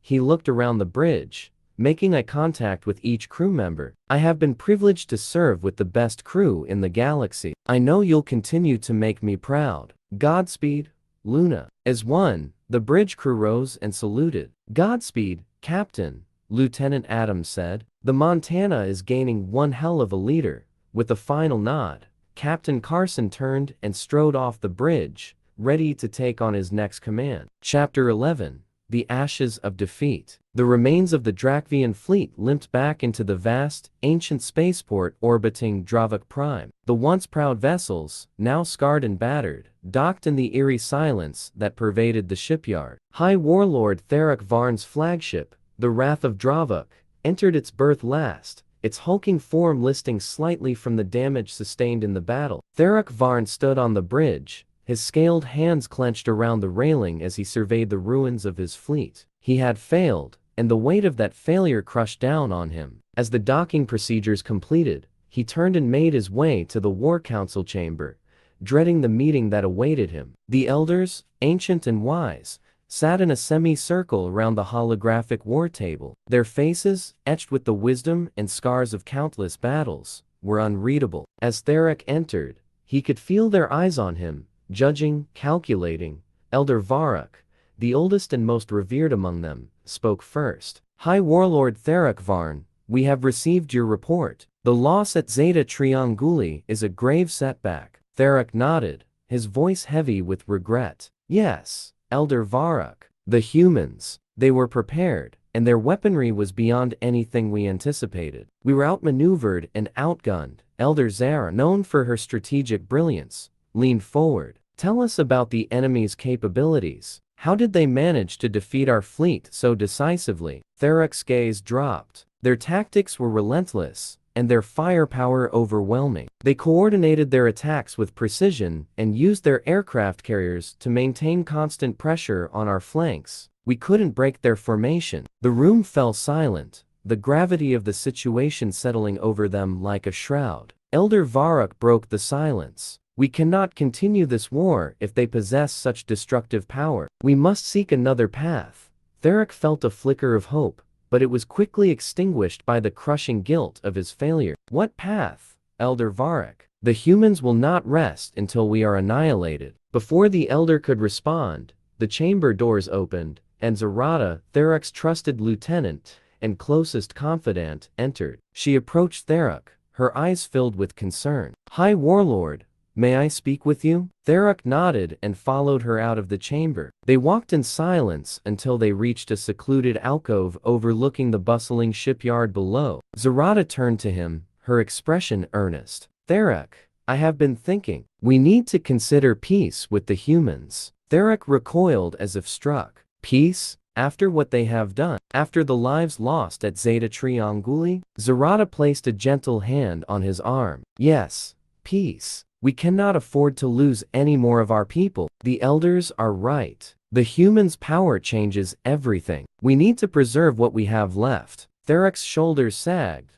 the weight of the past days crushing him. "I have led our people into disaster. How can I now ask for peace?" Zarada's eyes softened with empathy. "You have led with courage and honor, Therak. But even the greatest warriors must know when to seek another way. The humans are not monsters. They might be willing to negotiate, especially now that they have shown their strength." Therak turned away, staring out into the void. "How can I face them after all the bloodshed?" Zarada moved closer, her voice a whisper. "You can face them because it is the only way to save our people. Let us send a delegation. Let us try to find common ground. We owe it to our ancestors, to our children, to find another way." Therak felt a tear slide down his scaled cheek. He had not cried in decades, but now, the floodgates had opened. "I don't know if I can do this, Zarada. The weight of my failures. It's too much." Zarada embraced him, her touch a lifeline in the storm of his emotions. "You are not alone, Therak. We will face this together. For our people, for our future."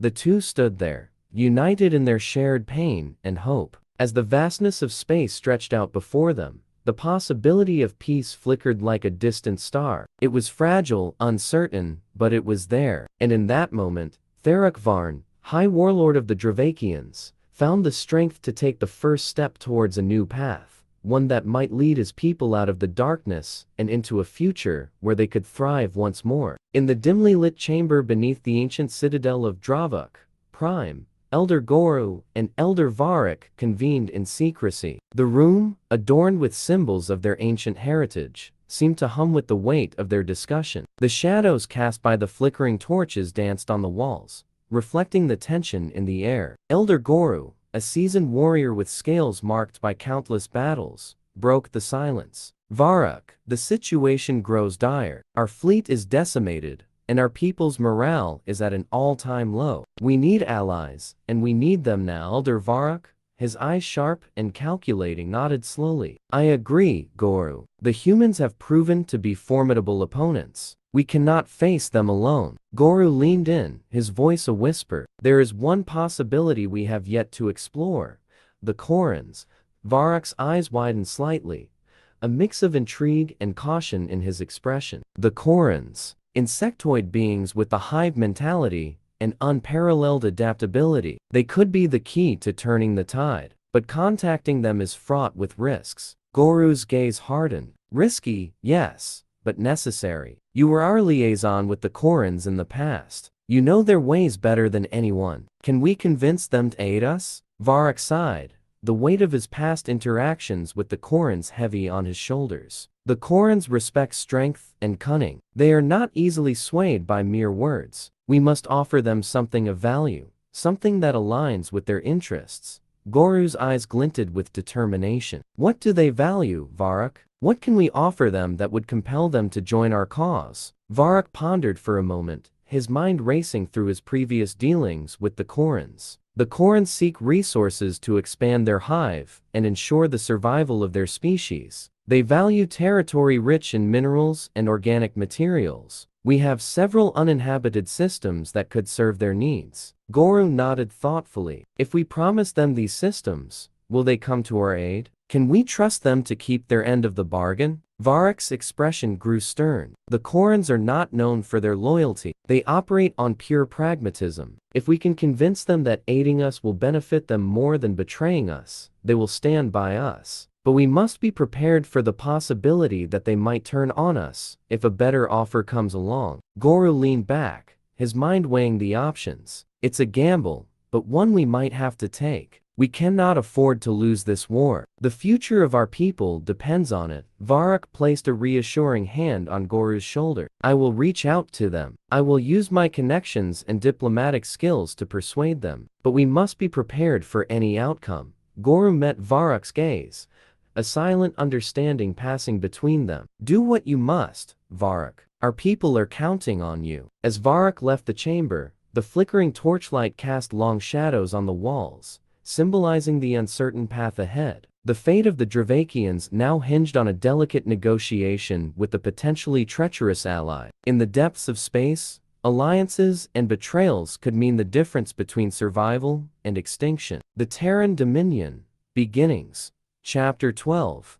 The Silent Intruder. Captain Yosef stood on the bridge of the Venus, his undetectable destroyer, gazing out at the distant stars. The sleek, black hull of his ship was designed to blend seamlessly with the darkness of space, rendering it virtually invisible to sensors. Venus was a marvel of Terran engineering, equipped with advanced stealth technology that allowed it to slip past enemy defenses undetected. Yosef's patrol in the Zeta Trianguli system had been uneventful thus far, but he knew that could change at any moment. The command panel beeped, signaling an incoming transmission. He activated it, and the stern face of Admiral Darius appeared on the screen. Captain Yosef, Darius began, I have a new mission for you, one that requires your unique skills and the capabilities of Venus. Yosef straightened, his eyes narrowing with interest. What is the mission, Admiral? Darius leaned forward, his expression intense. We need you to infiltrate Dravik Prime and plant surveillance drones. The information we gather will be crucial for our strategic planning. Your destroyer is the only ship capable of slipping through their defenses undetected. Yosef nodded,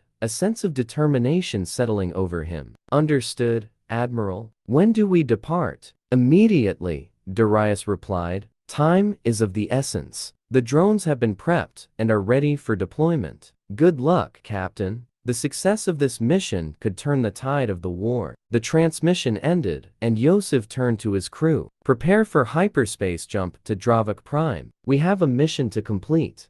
The bridge buzzed with activity as the crew worked to ready the ship for the jump. Within minutes, Venus slipped into hyperspace, the stars stretching into lines of light as the ship hurtled towards its destination. As they neared Dravik Prime, Yosef reviewed the mission parameters with his second-in-command, Lieutenant Mara. Our primary objective is to deploy these drones in key locations around the Drakvian capital. They will transmit real-time data back to our intelligence network. Mara nodded. What about their planetary defenses? Yosef smirked. Venus is designed to avoid detection. We'll rely on our cloaking technology to get us in and out without being noticed. Once the drones are deployed, we'll slip away before they even know we were there. The ship dropped out of hyperspace on the outskirts of the Dravik Prime system. The crew worked in hushed efficiency, every movement precise and calculated. Yosef navigated the ship through the outer defenses, the cloaking systems, humming as they masked the Venus presence. As they approached the planet, Yosef's eyes were fixed on the sensors. Activate the stealth thrusters. Let's take it slow and steady. The ship glided towards the planet, its advanced sensors scanning for the optimal locations to deploy the drones. Yosef directed the ship to a low orbit, hidden from the Drakvian sensors by the planet's magnetic field. Deploy the drones, Yosef ordered. The crew activated the launch mechanisms, and the small, sleek drones shot out from the Venus, descending towards the planet's surface. Each drone was equipped with advanced camouflage technology, making them virtually invisible to the naked eye and to most sensor arrays. Yosef monitored their progress on the holographic display. Drones are in position. Initiating data link. The drones landed in their designated spots, their sensors coming online and transmitting data back to the Venus. Yosef watched as streams of information began to flow in, detailing troop movements, defensive positions, and key infrastructure points. Mission accomplished, Yosef said, a note of satisfaction in his voice. Now, let's get out of here before they realize what's happening. Venus retraced its path, slipping away from Dravik Prime as silently as it had arrived. The crew worked with disciplined precision, their actions a testament to their training and Yosef's leadership. As they entered hyperspace, Yosef allowed himself a moment of relief. The mission had been a success, and the information they had gathered would prove invaluable in the coming battles. Venus and its crew had once again proven their worth, executing a delicate operation with skill and finesse. Yosef stood on the bridge, gazing out at the swirling patterns of hyperspace. The war was far from over, but with every successful mission, they inched closer to victory. And as long as he commanded Venus, Yosef would continue to be a thorn in the side of their enemies, striking from the shadows and leaving no trace behind. At the same time, in the vast reaches of space, a Terran squadron made its way towards the Zeta Trianguli system, led by Rear Admiral Carson aboard the battleship Montana. The squadron, composed of 2 battleships, 3 cruisers, 3 destroyers, and 2 frigates, moved with the precision and discipline characteristic of Terran military might. It had already been 2 days since they left Earth, and he still hadn't gotten used to the rank of Rear Admiral. Rear Admiral Carson stood on the bridge of the Montana, his gaze fixed on the holographic star map displaying their route. He was a seasoned officer, known for his strategic acumen and unyielding resolve. The mission at hand was crucial, and he was determined to see it through. Status report, Carson commanded, his voice steady and authoritative. Commander Harris, his second-in-command, stepped forward. All ships report ready, sir. We are maintaining formation and on schedule to reach Zeta Trianguli in 12 hours. The bridge buzzed with activity as the crew executed their tasks with practiced efficiency. The Montana was a formidable vessel, its massive guns and thick armor making it a floating fortress in space. Flanking it were the battleship Lexington, the cruisers Aurora, Odyssey, and Vanguard, the destroyers Tempest, Vortex, and Striker, and the frigates Comet and Meteor. Together, they formed a formidable force capable of taking on any threat. As they approached the edge of the Zeta Trianguli system, Carson called a meeting with his senior officers. They gathered in the war room, a large chamber dominated by a holographic display of the system. Ladies and gentlemen, our mission is to be one of the vanguard in the coming battles, and I want you to be prepared. Now that we have entered the Zeta system, anything can happen. So keep your eyes open and your ships ready. All the officers in one voice said yes, sir. Chapter 13. Into the fray. In Zeta Trianguli 4 on the transport ship Namikaze, Captain Ivan was looking at a console that displayed the map of Beta Lyrae system. This system was the next to be invaded. His attention snapped to the holographic display as Admiral Darius's voice echoed through the bridge of the Namikaze. Captain Ivan, come to the Invincible, we have a new mission for you. With a quick salute to his crew, he acknowledged the order before replying, understood, Admiral? On my way to the Invincible. As the communication link closed, Ivan turned to his second-in-command, Lieutenant Sophia. Prepare for immediate departure. Set a course for the Invincible. Sophia nodded, her expression reflecting the urgency of the situation. Aye, Captain. Setting course now. The Namikaze hummed to life as the engines roared to full power, propelling the ship towards its rendezvous with the Invincible. Ivan's mind raced with anticipation and determination. Whatever new mission awaited him, he was ready to face it head-on. Upon arrival at the Invincible, Ivan wasted no time in making his way to the bridge of the flagship. As he entered, he was greeted by the imposing figure of Admiral Darius, flanked by a retinue of officers, and Captain Yosef. In front of them was a large holographic displays showcasing the Beta Lyrae system. Captain Ivan, Darius greeted, his voice resonating with authority. I trust you're ready for your next assignment. Ivan stood at attention, his gaze unwavering. Always ready, Admiral. Darius nodded approvingly before gesturing to the holographic display. Beta Lyrae system is our next target. Intelligence reports indicate heavy Drakvian presence in the region. Your mission is to lead a strike force to disable their defensive installations and pave the way for the main fleet. Ivan's jaw tightened with determination.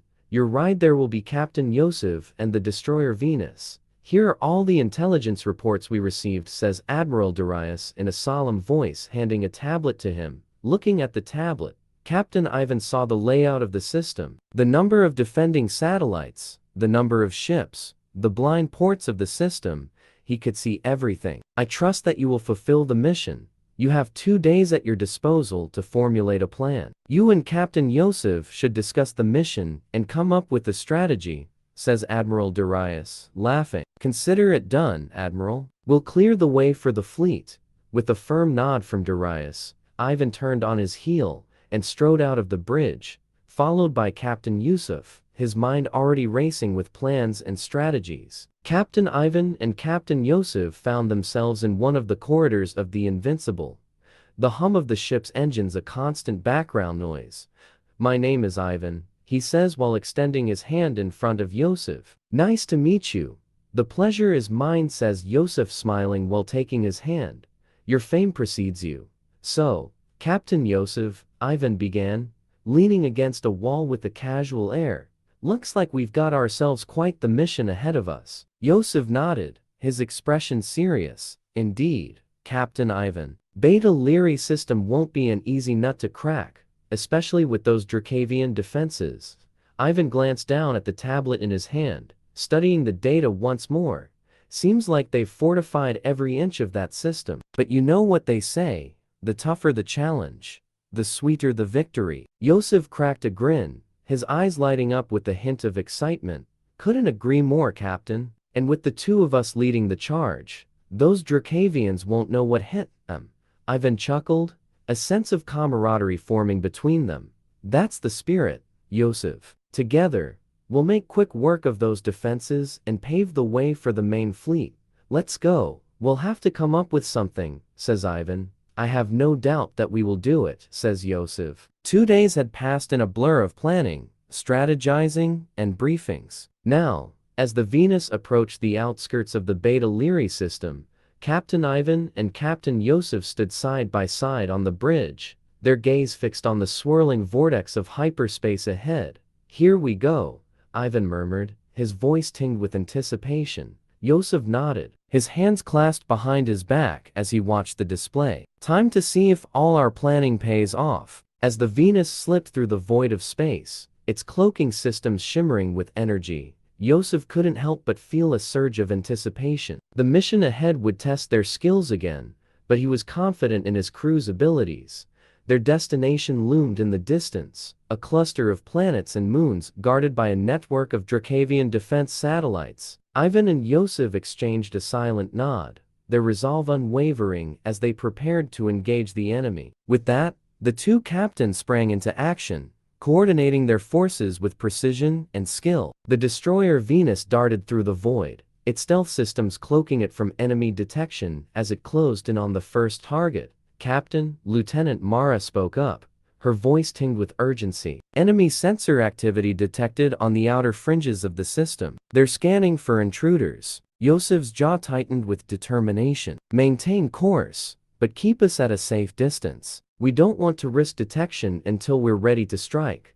The tension aboard the Venus mounted as they skirted the edge of enemy territory, their stealth systems working overtime to evade detection. Every second felt like an eternity as they inched closer to their objective, the fate of the entire mission hanging in the balance. And then, as the Beta Lyrae system loomed large on the holographic display, Yosef gave the order they had been waiting for. "Prepare to engage," he said, his voice steady with resolve. "It's time to show the Drakvians what we're made of." With a chorus of acknowledgments, the crew of the Venus sprang into action, their training and expertise guiding them as they prepared to execute their daring mission. As they plunged deeper into enemy territory, the true test of their mettle awaited, their fate bound to the stars that lay ahead. Meanwhile, Captain Ivan made his way to the hangar where his men were ready to be deployed. Chapter 14. The Shadows of the Night. The Venus glided silently through the void, its cloaking systems rendering it nearly invisible to the Drakvian sensors. Captain Ivan stood beside Captain Yosef on the bridge. Both men focused intently on the holographic display showing their approach to Beta Lyrae 3, a key planet in the Beta Lyrae system. "Captain Ivan," Yosef said, breaking the silence, "we've reached the drop point. Your strike team is ready for deployment."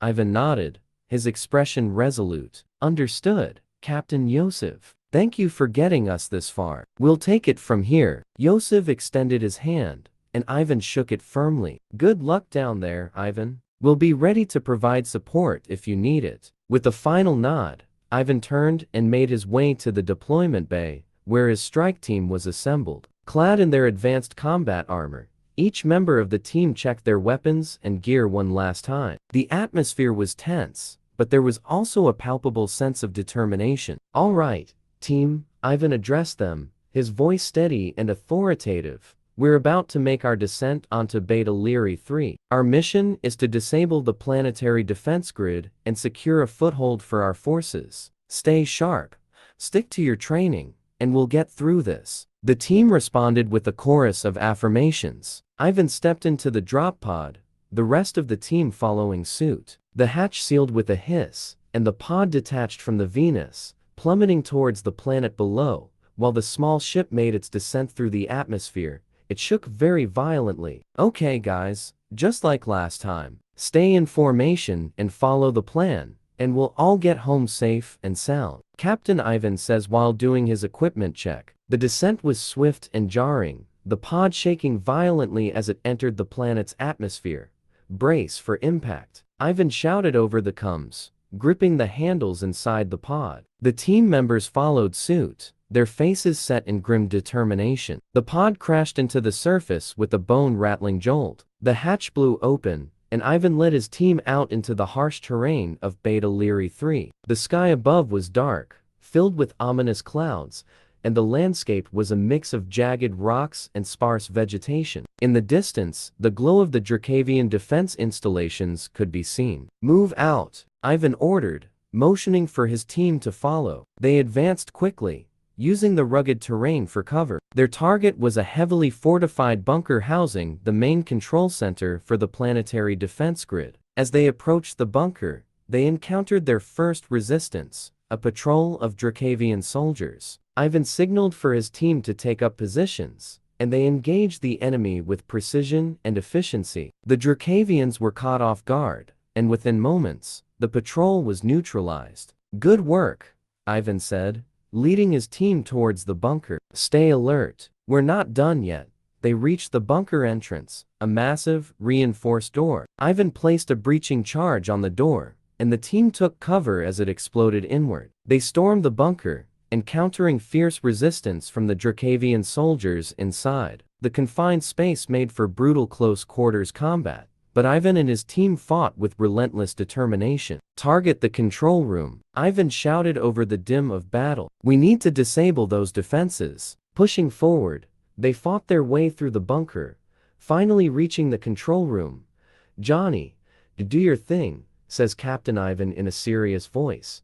Johnny Crow was their software expert. He was specially chosen for this mission. His job was to upload a virus into their network to disrupt their defensive satellites before they destroyed the control room. While Johnny was doing his job, the others were looking for intelligence that could help them in the future. While Ivan was looking at some maps he found, he heard a voice. "I'm ready.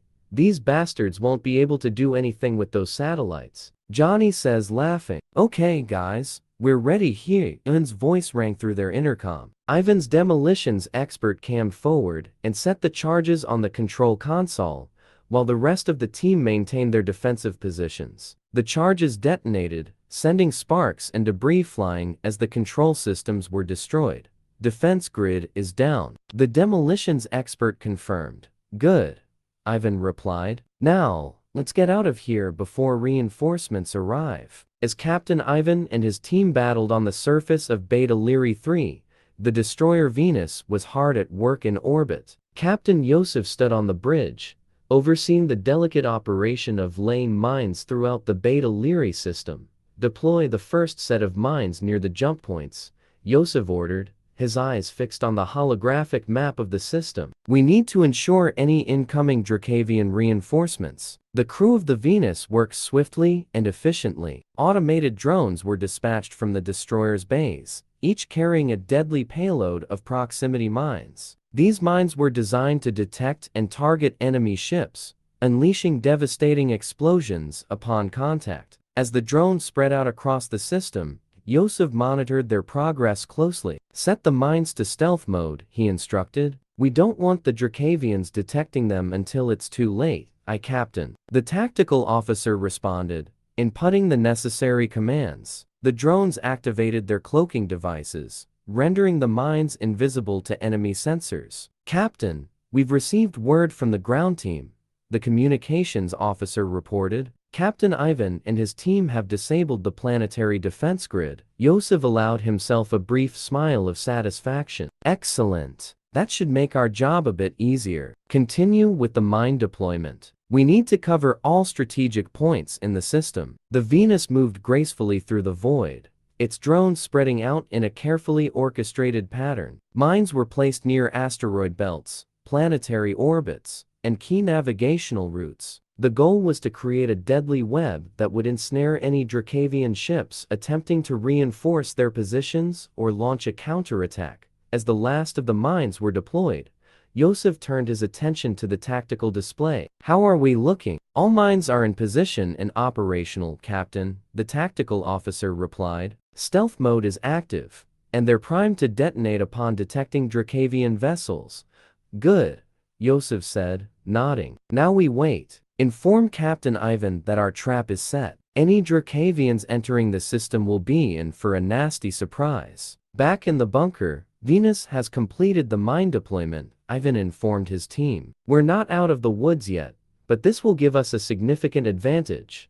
Let's hope the Drakvians take the bait," one of his soldiers remarked, checking his weapon. "I'd love to see their faces when they hit those mines." Ivan chuckled, the tension of battle momentarily giving way to camaraderie. "Indeed. But for now, we focus on securing our position here. Reinforcements will be arriving soon, and we need to be ready." The team made their way back to the surface, emerging from the bunker just as a Drakvian dropship arrived, disgorging fresh troops. Ivan ordered his team to hold their ground, using the terrain to their advantage. They engaged the enemy with everything they had, buying time for their extraction. Venus, this is Ivan, he called over the comms. We need immediate extraction, sending coordinates now. Copy that, Ivan, Yosef's voice came through. Extraction team en route. Hold tight. As the battle raged on, the roar of engines signaled the arrival of the extraction dropship. Ivan and his team fought their way towards it, fending off waves of Drakvian soldiers. With the final push, they reached the dropship, piling in as it lifted off. Sparks were flying everywhere from the projectiles hitting that little ship as it made its ascent through the atmosphere. Inside, Captain Ivan and his crew held tight and laughed. Mission accomplished, Ivan said, panting heavily. Beta Lyrae 3 is ours. The small craft made its way to the destroyer Venus and attached itself. With a sense of relief, Captain Ivan exits and goes to the command deck. Chapter 15, The Unseen Frontline. Captain Ivan had barely reached the command deck when the ship began to shake. The sudden jolt sent him grabbing for a nearby rail to steady himself. Looking at the monitor, he saw explosion after explosion ripping through the darkness of space. The Drakvian ships were hitting the mines placed by the Venus, a spectacular display of destruction lighting up the void. These ships were the reinforcements that had unfortunately fallen into their trap. Captain Yosef stood at the helm, his face a mask of concentration. Seeing Ivan enter, he quickly motioned him over. Ivan, looks like we've sprung the trap just in time. Ivan nodded, eyes fixed on the chaotic display on the screen. It's working better than we could have hoped. How many ships have been hit? At least a dozen so far, Yosef replied, his voice steady despite the shaking. And more are coming into range. The mines are doing their job. Ivan's expression hardened. We've got to finish this quickly then. Yosef nodded, his expression determined. Agreed. We'll clean up the rest and we will live. As the last of the Drakvian ships were dispatched, the Venus entered hyperspace, bound for Zeta Trianguli. 4. Ivan and Yosef exchanged a look of mutual respect and determination, knowing that while this battle was won, the war was far from over. Meanwhile, from the home planet of the Drakvians, a diplomatic ship was making its way to hyperspace. Their destination was the Hyan system. This solar system was the home system of the Korans. As the diplomatic ship traversed the vast expanse of hyperspace, Varuk and Goru, two high-ranking officials of the Drakvian Empire, found themselves in a private chamber on board. The hum of the ship's engines provided a backdrop to their conversation as they discussed the delicate mission ahead. Varuk, a seasoned diplomat with the reputation for shrewd negotiation, leaned forward, his gaze fixed on Goru. This mission to the Hyan system is crucial, Goru. The Korans hold significant sway in the region, and we need their support if we want to have any chance to win against the humans. Goru, a military strategist known for his unwavering loyalty to the Empire, nodded in agreement. Indeed, Varuk, the Korans may prove to be valuable allies in our ongoing conflicts with the Terranians and other neighboring factions, but we must tread carefully. They are a proud and independent race, and they will not take kindly to any attempts at coercion. Varuk stroked his chin thoughtfully, considering Goru's words. You're right, of course. We must approach them with respect and humility,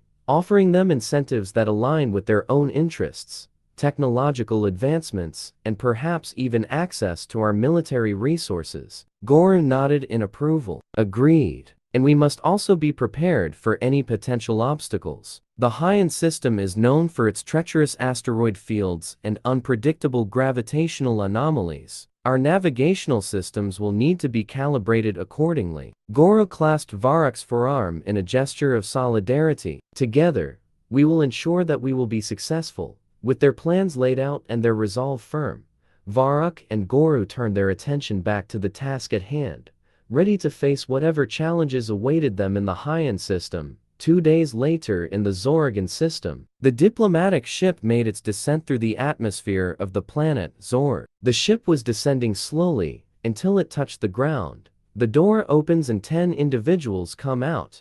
There were 6 males and 4 females. Waiting for them were 4 individuals, Daiwar featuring large compound eyes that provide them with keen vision across a broad spectrum of light. Antennae protrude from their heads, twitching and swaying as they sense the subtlest changes in their environment. Their mouths are equipped with mandibles capable of crushing even the toughest of materials, used both for feeding and communication through complex pheromone signals. These individuals were Ambassador Zamer, flanked by 3 guards. The Korans are a species of insectoid beings known for their remarkable hive mentality and rapid adaptability. Standing tall on 6 segmented legs, their exoskeletons gleam with an iridescent sheen, reflecting the colors of the spectrum in mesmerizing patterns. Their bodies are elongated, with multiple pairs of jointed limbs that allow for swift and agile movement. The Korans' hive mentality is central to their society,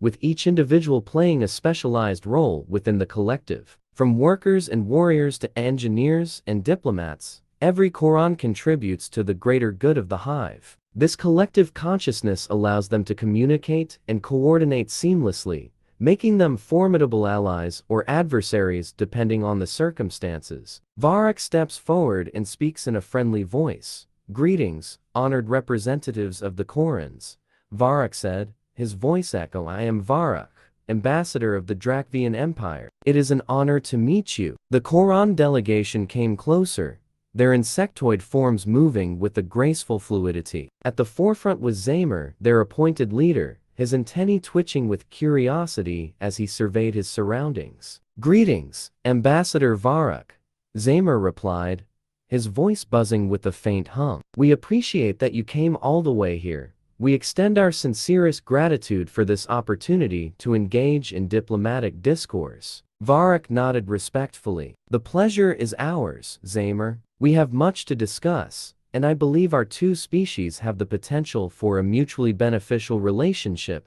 Zamer inclined his head in agreement. "Indeed, Ambassador Varrock." Arak smiled, impressed by Zamer's diplomatic demeanor. "I believe we share similar goals, Guru. The Drakvian Empire values strength and unity, but we also recognize the importance of diplomacy and collaboration in achieving our objectives." "Agreed, Ambassador Varrock," Zamer replied. "The Korans possess a wealth of knowledge and resources that we are eager to share with our allies. Likewise, we are keen to learn from the wisdom and expertise of the Drakvian Empire.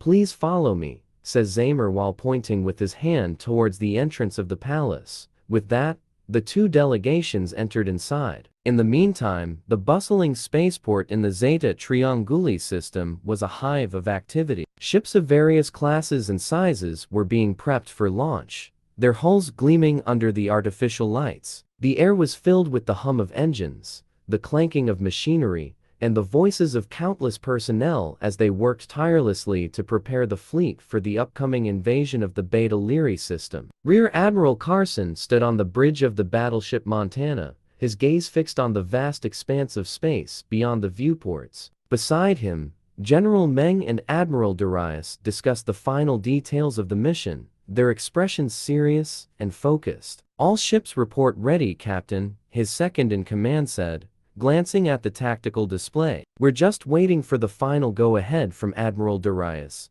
Admiral Darius stepped forward, his presence commanding respect. "Gentlemen, the time has come. Our scouts have confirmed that the Drakvian reinforcements are still mobilizing. We need to strike now while we have the element of surprise. Remember," Darius continued, his voice firm, "our primary objective is to secure the Beta Lyrae system. Disable their defenses, take control of the strategic points." As the Admiral left the bridge to address the fleet, Rear Admiral Carson sat on the command chair waiting for the signal. A voice came over the intercom, announcing the Admiral's speech to the entire fleet. "Attention, all ships. This is Admiral Darius. Today, we embark on a mission of critical importance. The Beta Lyrae system is a key stronghold for the Drakvians, and its capture will deal a significant blow to their war efforts. Our victory here will pave the way for future successes. Stay sharp,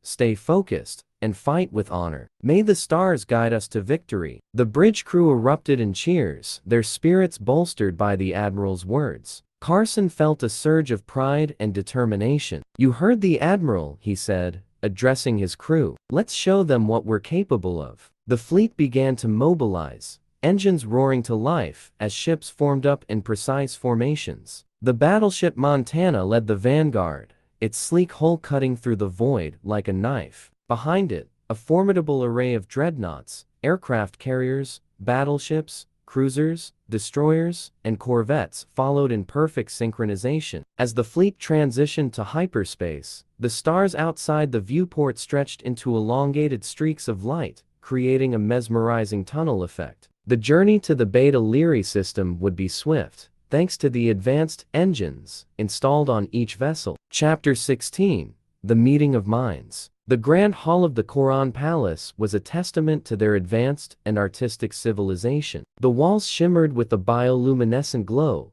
casting an ethereal light over the intricate carvings that depicted the history and achievements of the Korans. The high ceilings arched gracefully, supported by pillars that seemed to pulse with life, a testament to their bioengineering prowess. As Varrock and Goru walked through the entrance, they couldn't help but feel a sense of awe and respect for their hosts. The air was filled with the faint, sweet fragrance, a subtle reminder of the Korans' ability to manipulate their environment to create a harmonious and pleasant atmosphere. Zamer led the Drakvian delegation through the hall, his antennae twitching in a rhythm that seemed almost ceremonial. Flanked by his guards, he exuded an air of calm authority. "We are honored to welcome you to our home," Zamer said, his voice resonating with the hum of the palace. "The Korans believe in mutual respect and cooperation, and we hope this meeting will pave the way for a prosperous alliance." Varrock inclined his head respectfully. "We are equally honored, Zamer. The Drakvian Empire values the strength and wisdom of the Koran people. We believe that together, we can achieve great things." They reached a large, oval table made of a translucent material that seemed to glow from within. The Koran delegates took their seats, their movements fluid and synchronized, a testament to their hive mentality. Varrock and Goru followed suit, their expressions composed and focused. Zamer began the proceedings. "As you know, the Hyan system holds significant strategic importance. Our people have thrived here, and we have developed technologies and resources that could be of great benefit to the Drakvian Empire. In return, we seek your expertise in military strategy and your advanced weaponry." Varrock nodded thoughtfully. "The Drakvian Empire is prepared to offer our full support in these areas. We have faced many challenges in our conflict with the Terranians, and our experience has honed our strategic capabilities. Additionally, we can provide you with access to our latest technological advancements in weaponry and defense systems." Goru leaned forward, his eyes meeting those of the Koran warriors present. "Our military resources are vast, and we are willing to share them with our allies. However, we must ensure that our collaboration is built on trust and mutual benefit. The Drakvian Empire does not seek to dominate, but to cooperate as equals." A murmur of agreement rippled through the Koran delegation. Zamer's mandibles clicked softly, a sign of contemplation. "Your words are wise, Goru. Trust is indeed the foundation of any successful alliance." Goru, knowing that the Koran knows nothing about humans, intervenes. "Zamer, what we need at this moment is ships and soldiers. The humans enters our territory more and more, and we must stop them." "That's right," Varrock replied. "We lost many ships fighting them, and we need time to replace the lost ships," says Varrock in a solemn voice. "If we are to give you ships, my people must earn something from it," replied Zamer. In the meantime, the journey to the Beta Lyrae system was swift, the hyperspace engines of the fleet propelling them through the stars with unprecedented speed. On the bridge of the battleship Montana, Rear Admiral Carson monitored the status displays, his eyes scanning the data feeds for any signs of trouble. Beside him, his trusted officers and crew prepared for the imminent conflict. The Montana led the vanguard of the Terranian fleet, a formidable array of dreadnoughts, aircraft carriers, battleships, cruisers, destroyers, and corvettes following in perfect synchronization. Each vessel was equipped with the latest in Terranian military technology,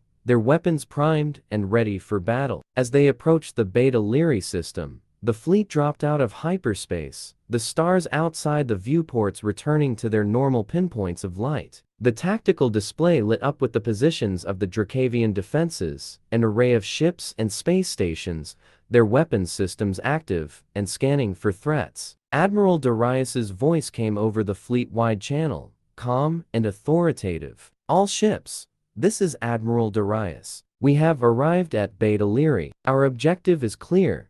Disable their defenses and secure the system. Rear Admiral Carson, you have command of the Vanguard. Lead us to victory." Carson straightened, his gaze fixed on the tactical display. "Understood, Admiral. All ships, form up and prepare for combat. Engage at will."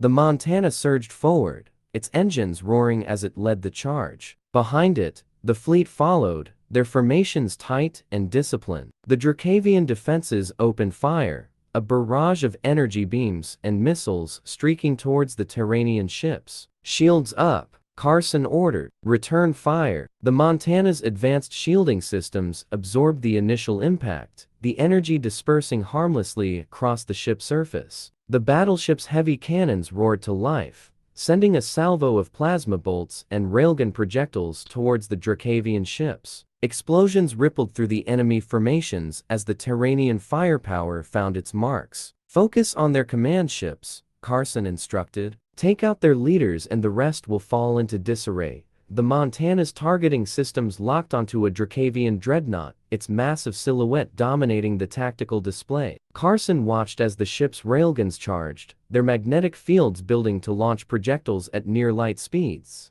"Fire," he commanded. The railguns unleashed their deadly payload, the projectiles streaking across the void to slam into the dreadnought's hull. The impact was catastrophic, the ship's armor buckling under the assault. Secondary explosions erupted along its length as critical systems failed, the dreadnought listing to one side before its reactors went critical, obliterating it in a brilliant flash of light. "Target destroyed," Carson confirmed. "Move on to the next one, Admiral Carson.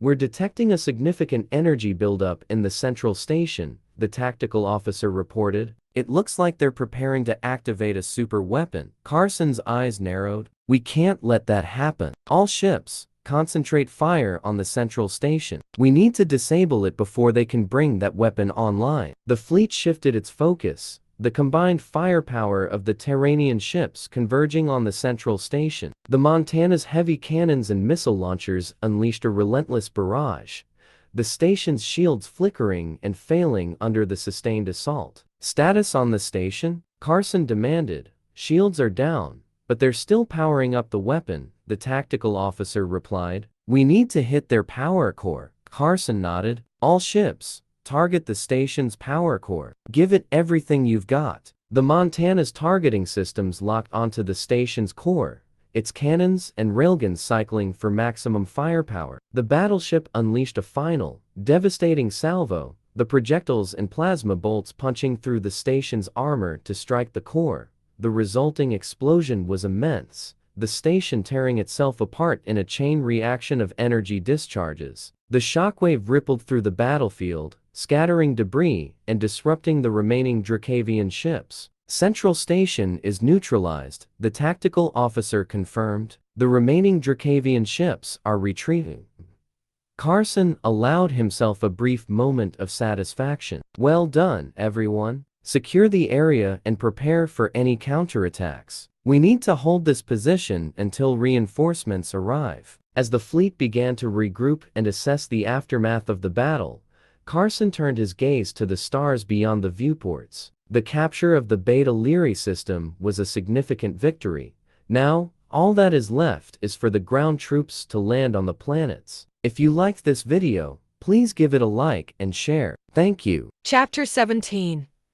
Dawn of the Foothold. The Beta Lyrae system had been secured by the Terranian fleet, but the real challenge lay ahead: the ground invasion. The Drakvian forces had retreated from space, but their presence on the planets below remained strong and entrenched. Captain Ivan and his troops aboard the Venus were among the first wave of ground forces tasked with neutralizing the enemy positions and establishing a foothold on Beta Lyrae 4. The Venus descended through the atmosphere of Beta Lyrae 4, a lush, temperate planet with significant strategic importance due to its resource-rich environment and its position as a supply hub for the Drakvian Empire. The command deck buzzed with activity as Captain Ivan coordinated the landing. Outside the viewscreen, the verdant landscape stretched out beneath them, dotted with Drakvian structures that would need to be taken or destroyed. "Prepare for landing," Ivan ordered, his voice steady. "All troops to your stations. We hit the ground running."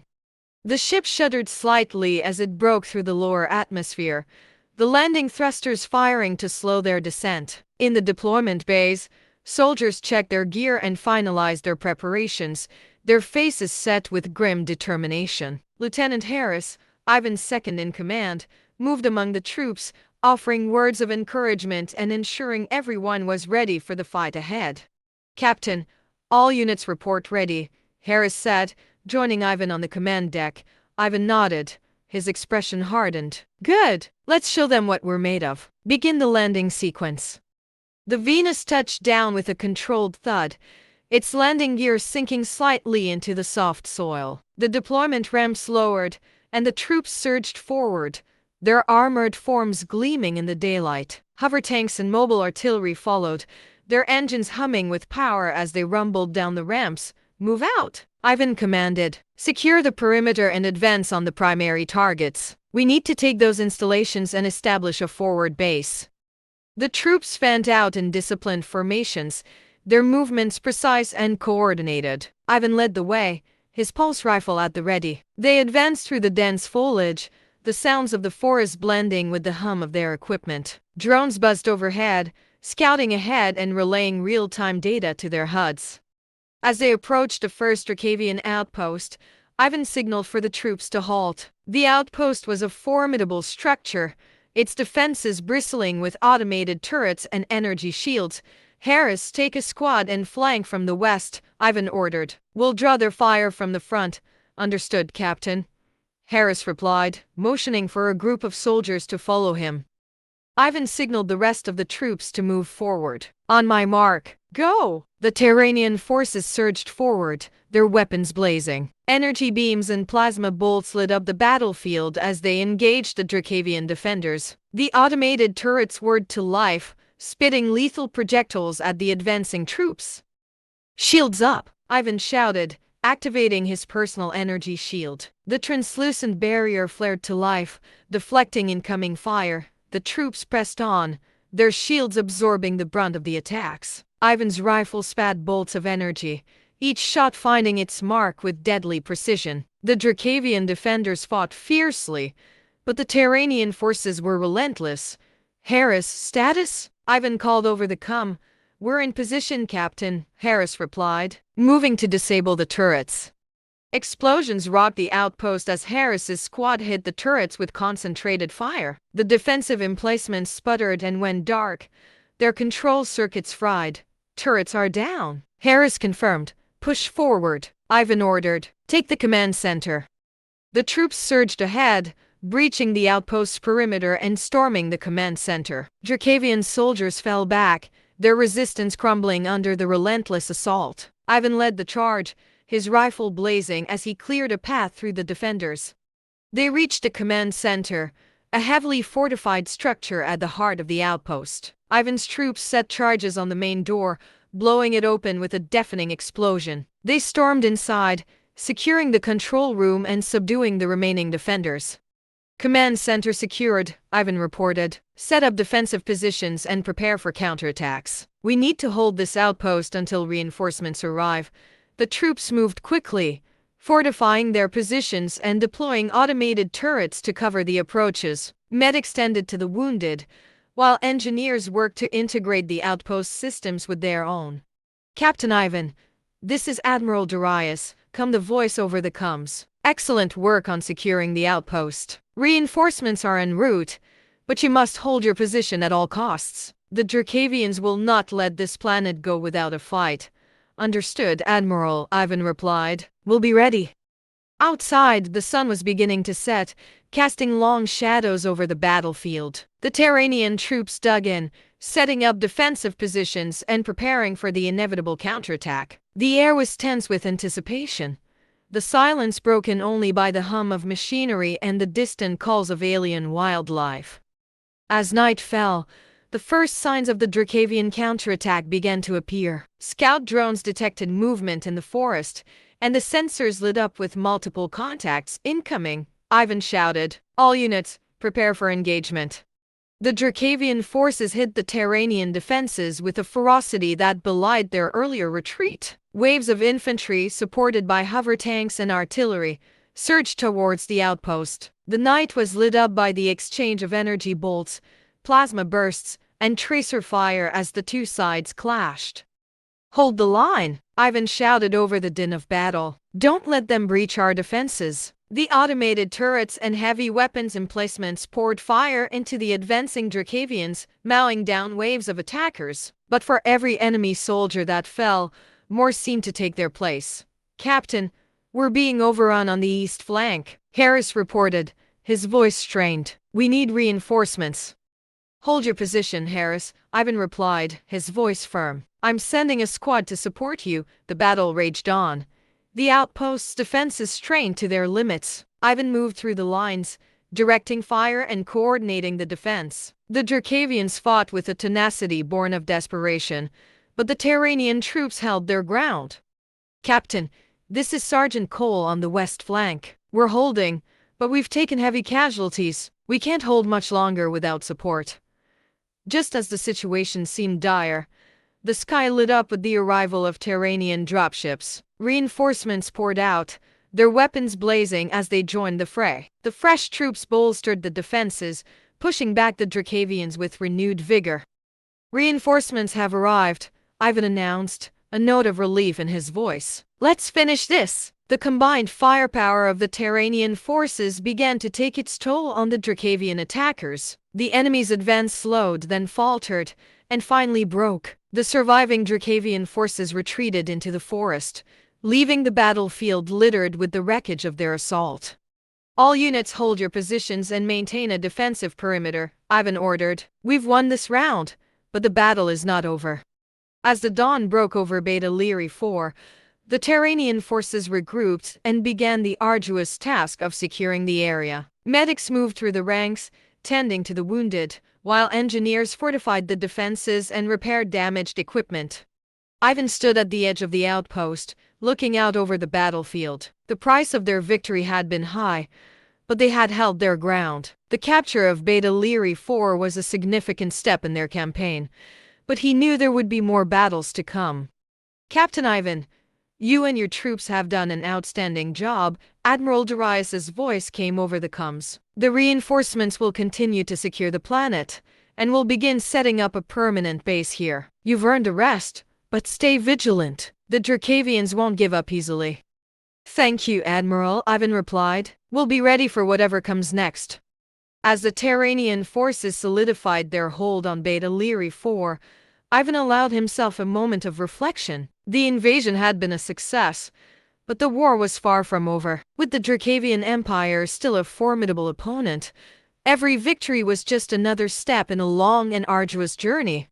For now, though, they had a foothold on Beta Lyrae 4, and Ivan was determined to see the campaign through to the end. The future of their people depended on it, and he would do whatever it took to secure that future. Chapter 18. The Luminescent Pact. In the Grand Hall of the Quran Palace, the discussion continued. "If we are to give you ships," Zamer replied thoughtfully, "my people must earn something from it." Varric leaned forward, his eyes narrowing with intensity. "Name your terms, Zamer. The Drakvian Empire is willing to make significant concessions to secure your aid." Zamer's antennae twitched in consideration. "We seek access to your technological advancements, not just in weaponry, but in energy and agriculture as well. Our goal is to ensure the prosperity of our people, and we believe that with your help, we can achieve that." Varric and Goru exchanged a glance, silently communicating their agreement. Varric spoke first. "You will have access to our technologies. In return, We ask for your ships and soldiers to aid us in our struggle against the humans. Together, we can repel their advances and secure both our futures." Zamer nodded, his mandibles clicking in satisfaction. "Very well. We have a deal. Our engineers will work with yours to integrate our fleets, and our soldiers will stand alongside yours on the battlefield." With the formalities settled, the atmosphere in the Grand Hall shifted from one of negotiation to collaboration. Terran and Drakvian engineers began discussing the logistics of integrating their technologies, while military leaders from both sides strategized on the best ways to deploy their combined forces. As the meeting progressed, Varric and Goru took a moment to speak privately with Zamer. "Zamer," Varric began, "there is something you should know. The humans are more than just a threat to our territories. They seek to dominate the galaxy, and they will stop at nothing to achieve that goal." Zamer's eyes narrowed, his antennae twitching with renewed interest. "Then it is even more imperative that we stand united. The Corans have faced many threats in our history, but we have always prevailed through unity and strength. With the Drakvian Empire as our ally, we are confident that we can face any challenge. Together," Goru added, "we will forge a future where both our peoples can thrive. The humans may be strong, but they underestimate the power of true cooperation." As the day turned to evening, the delegations shared a ceremonial meal, a Koran tradition symbolizing the forging of new alliances. The food was a blend of Koran delicacies, each dish a testament to their culinary artistry and bioengineering skills. Zamer raised a toast, his voice resonating with a sense of hope and determination. "To the Drakvian Empire and the Koran Hive. May our alliance bring prosperity and victory to us all." Varric and Goru raised their glasses, their expressions mirroring Zamer's resolve. "To our alliance," they echoed. Back on Dravik Prime, the capital city of Zargath, the halls of the palace trembled with the force of an enraged voice echoing through the corridors. This voice belonged to Theric Varn. His sharp, angular features were contorted with fury as he stormed through the Grand Hall, his booming voice resonating off the intricately carved walls. Servants and guards alike kept their distance, wary of his volatile temper.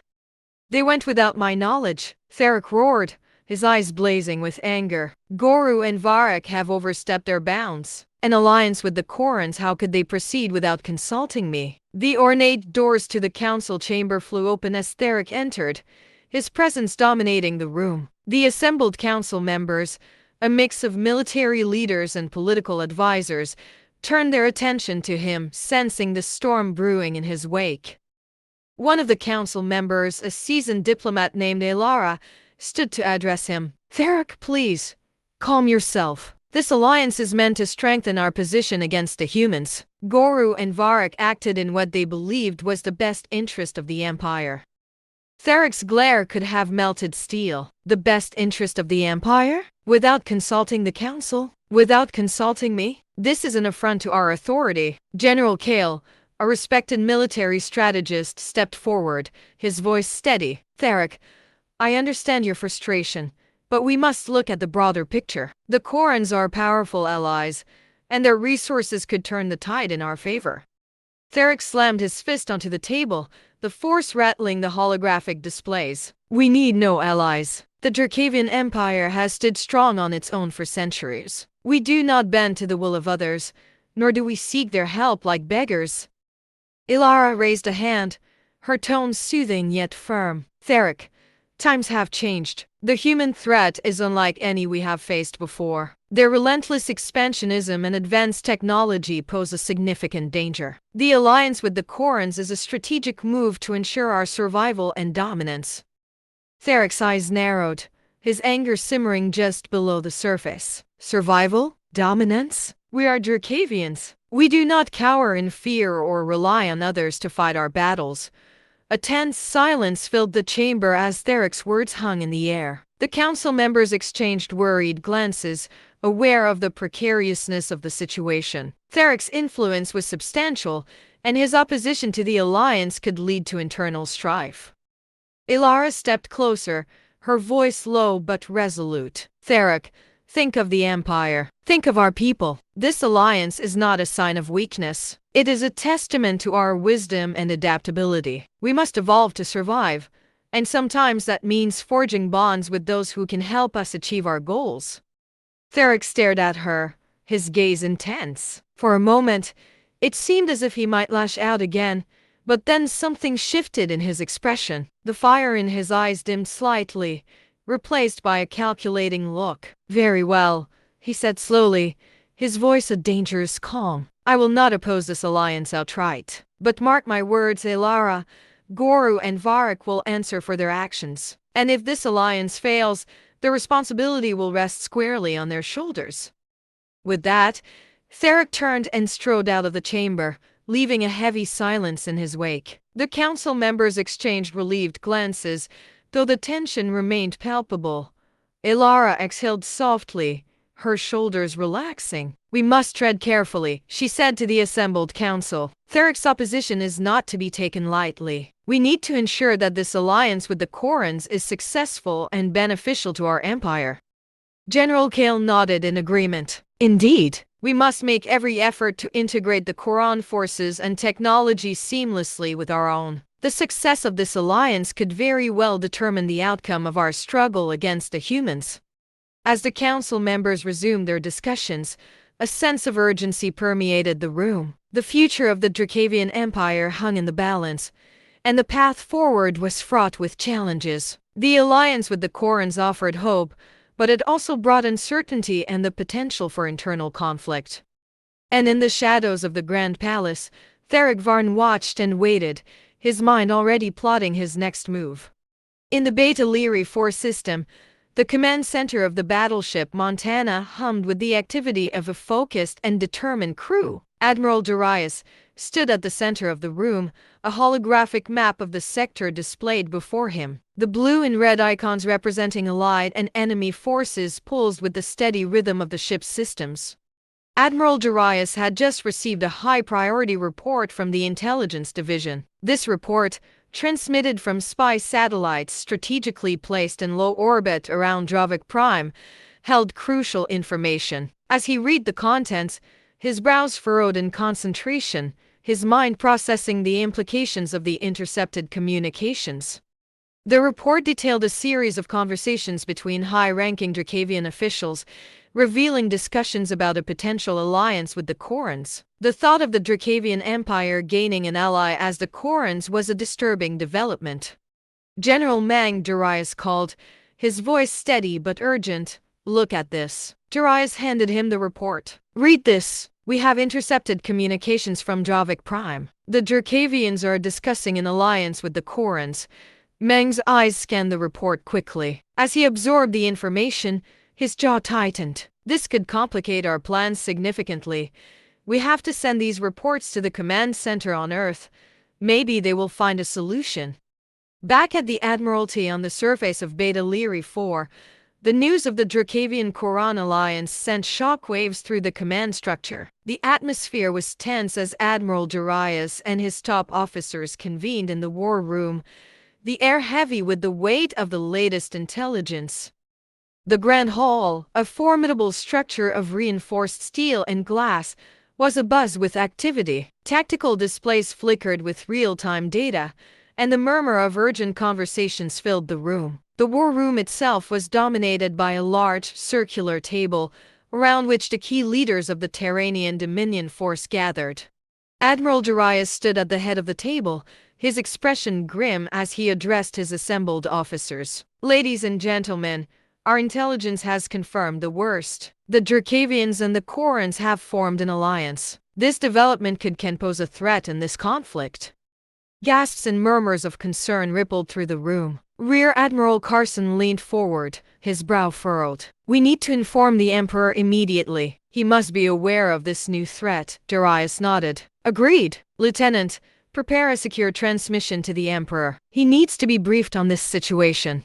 The lieutenant quickly set to work, and within moments, a holographic image of the Emperor flickered to life in the center of the table. The Emperor Marcus Aurelius, a dignified figure with a commanding presence, listened intently as Darius outlined the new alliance and its potential implications.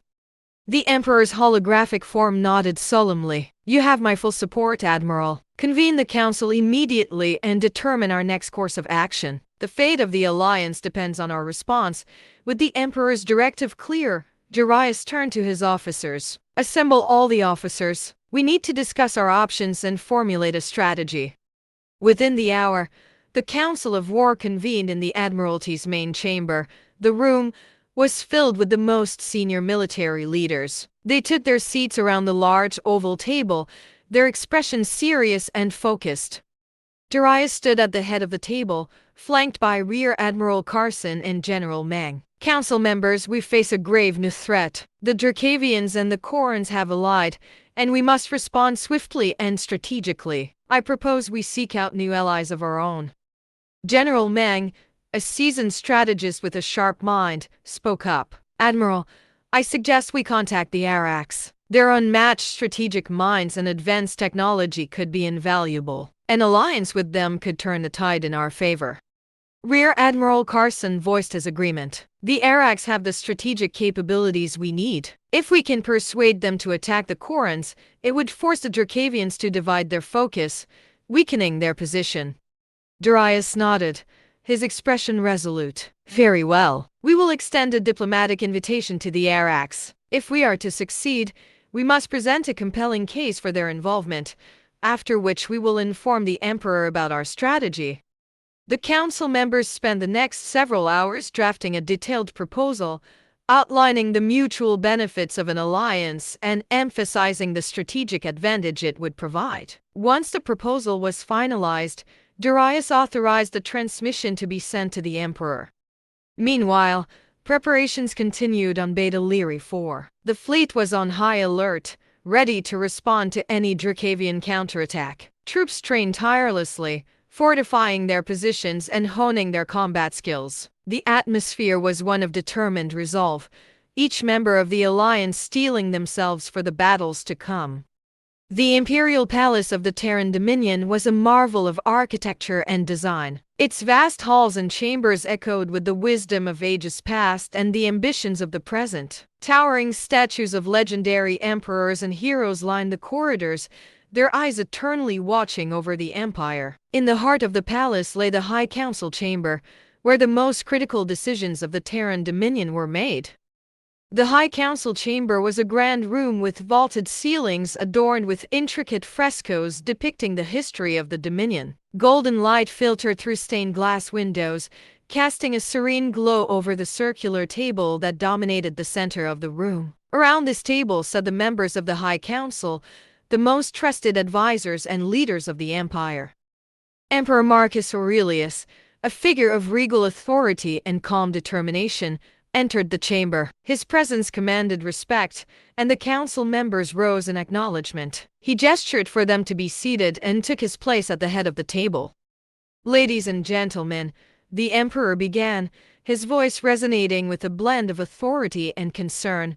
We are gathered here today to address a matter of utmost importance. Our intelligence has confirmed that the Drakvians have formed an alliance with the Korans. This new development poses a significant threat to our strategic position.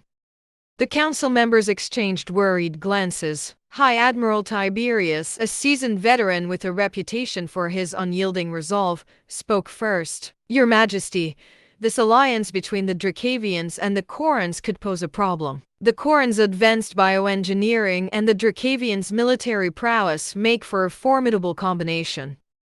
Emperor Aurelius nodded. Indeed, Admiral, that is why we must act swiftly and decisively. We cannot allow this alliance to go unchallenged. I propose that we seek to form an alliance of our own. Our best option lies with the Arax, a spider-like species known for their unmatched strategic minds.